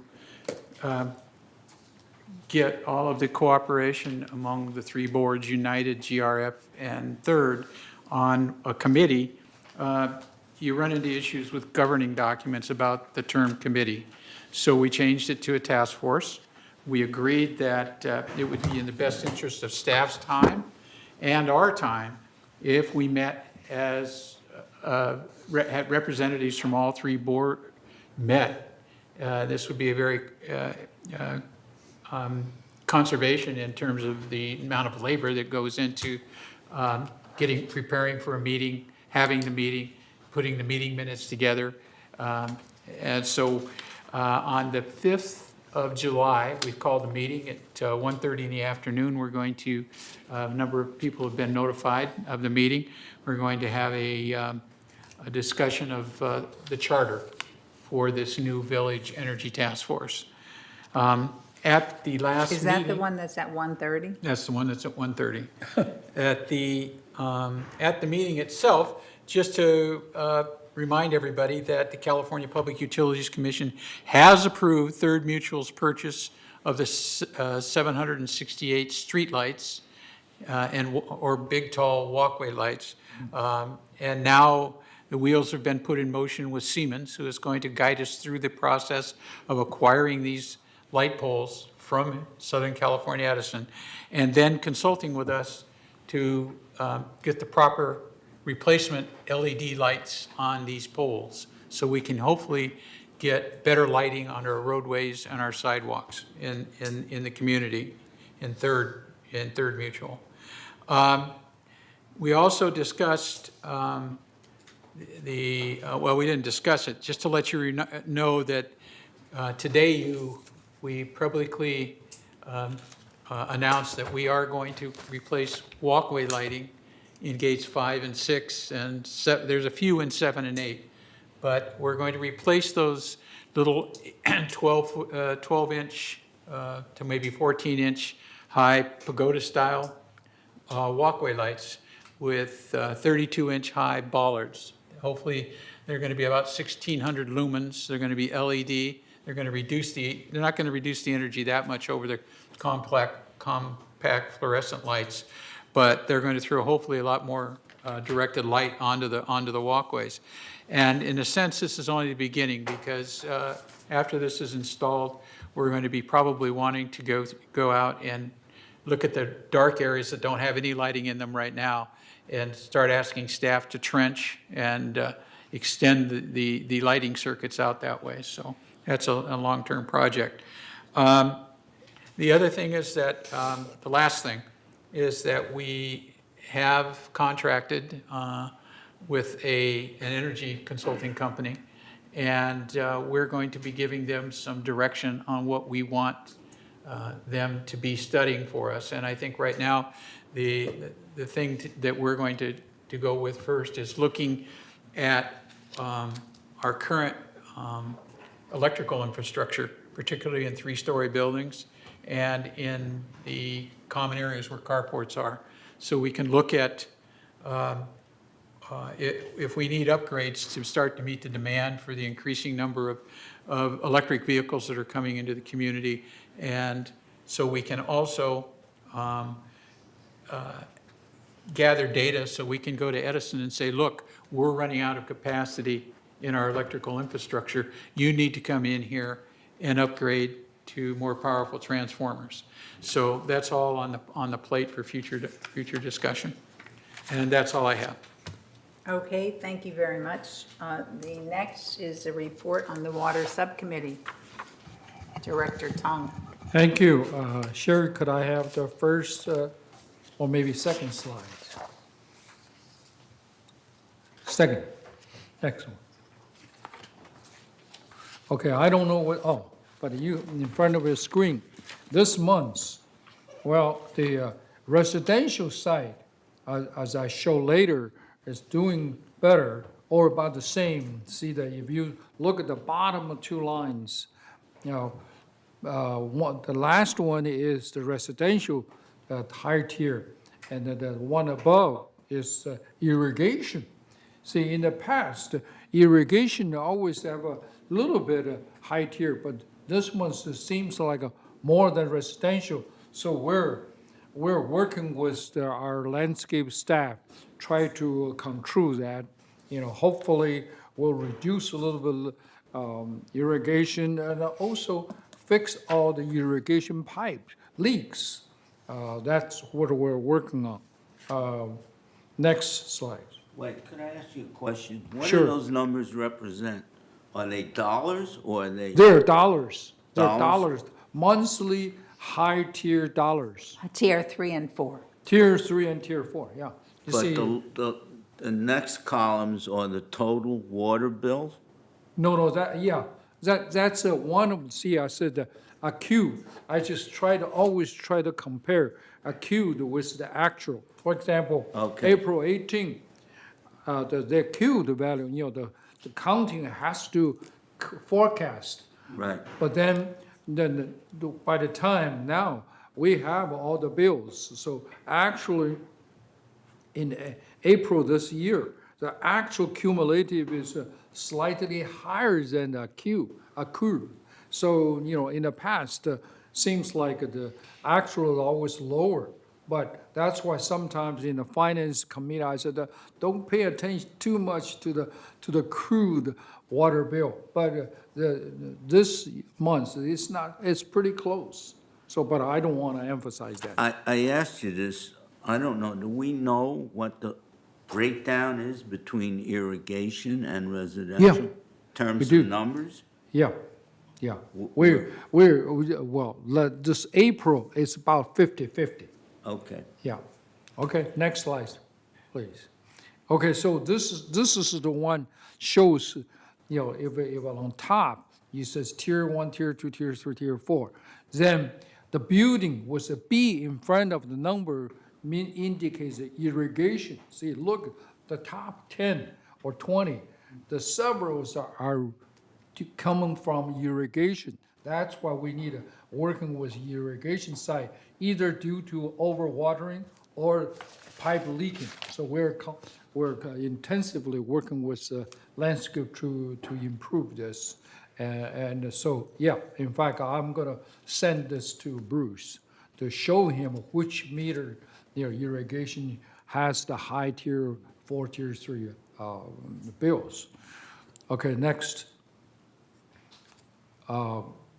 Okay, this is news. We're working with a landscape watering staff, Raul. This is to see all the irrigation meters. He's reported that some has been fixed.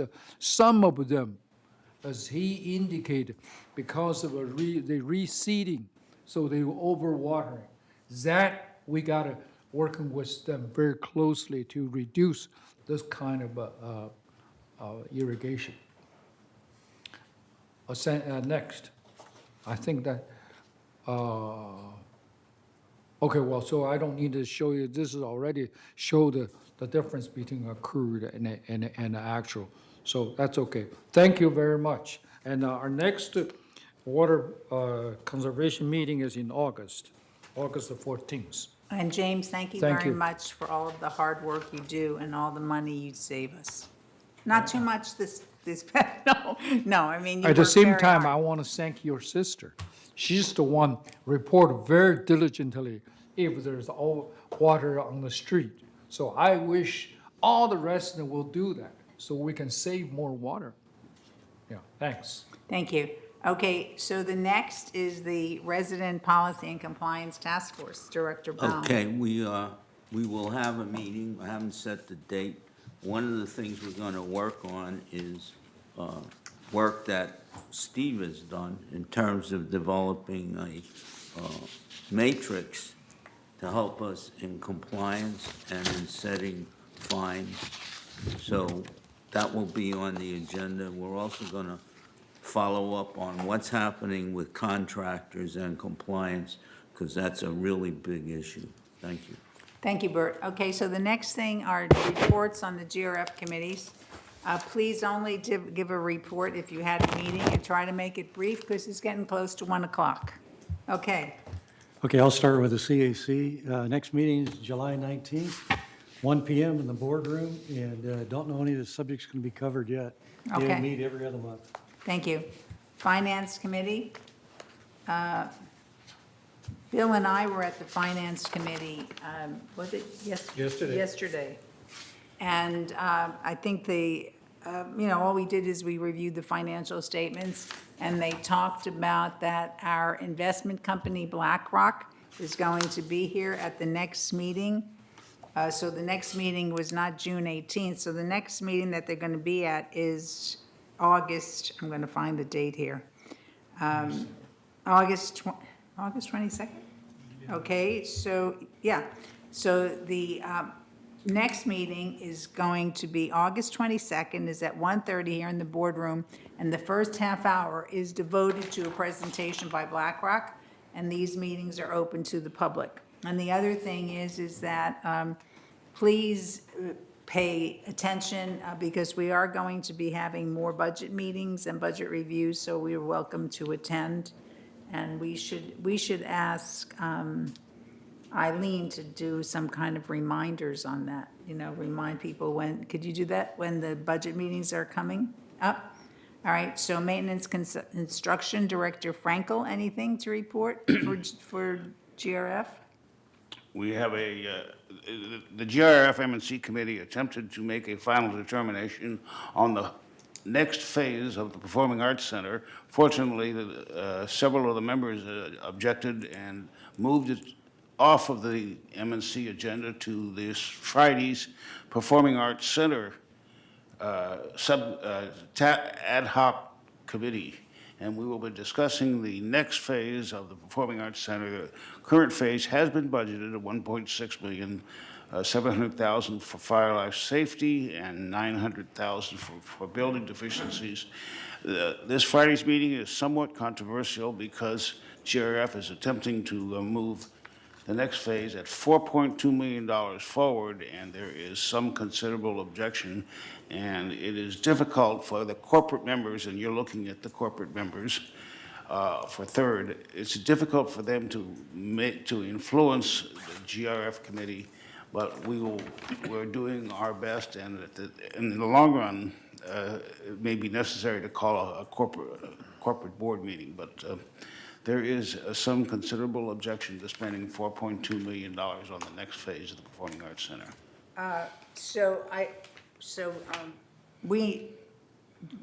The two members that we have on PAC are John Frankel and Bill Walsh. And Bill Walsh is not able to attend this Friday's meeting, so we need somebody else to go. I would go, but I have a doctor's appointment. So I'm not trying to commit you now. I won't look around the table, but we need some, Bunny? I thought Jules was on the CAC. No, it's not CAC, it's PAC. Yeah.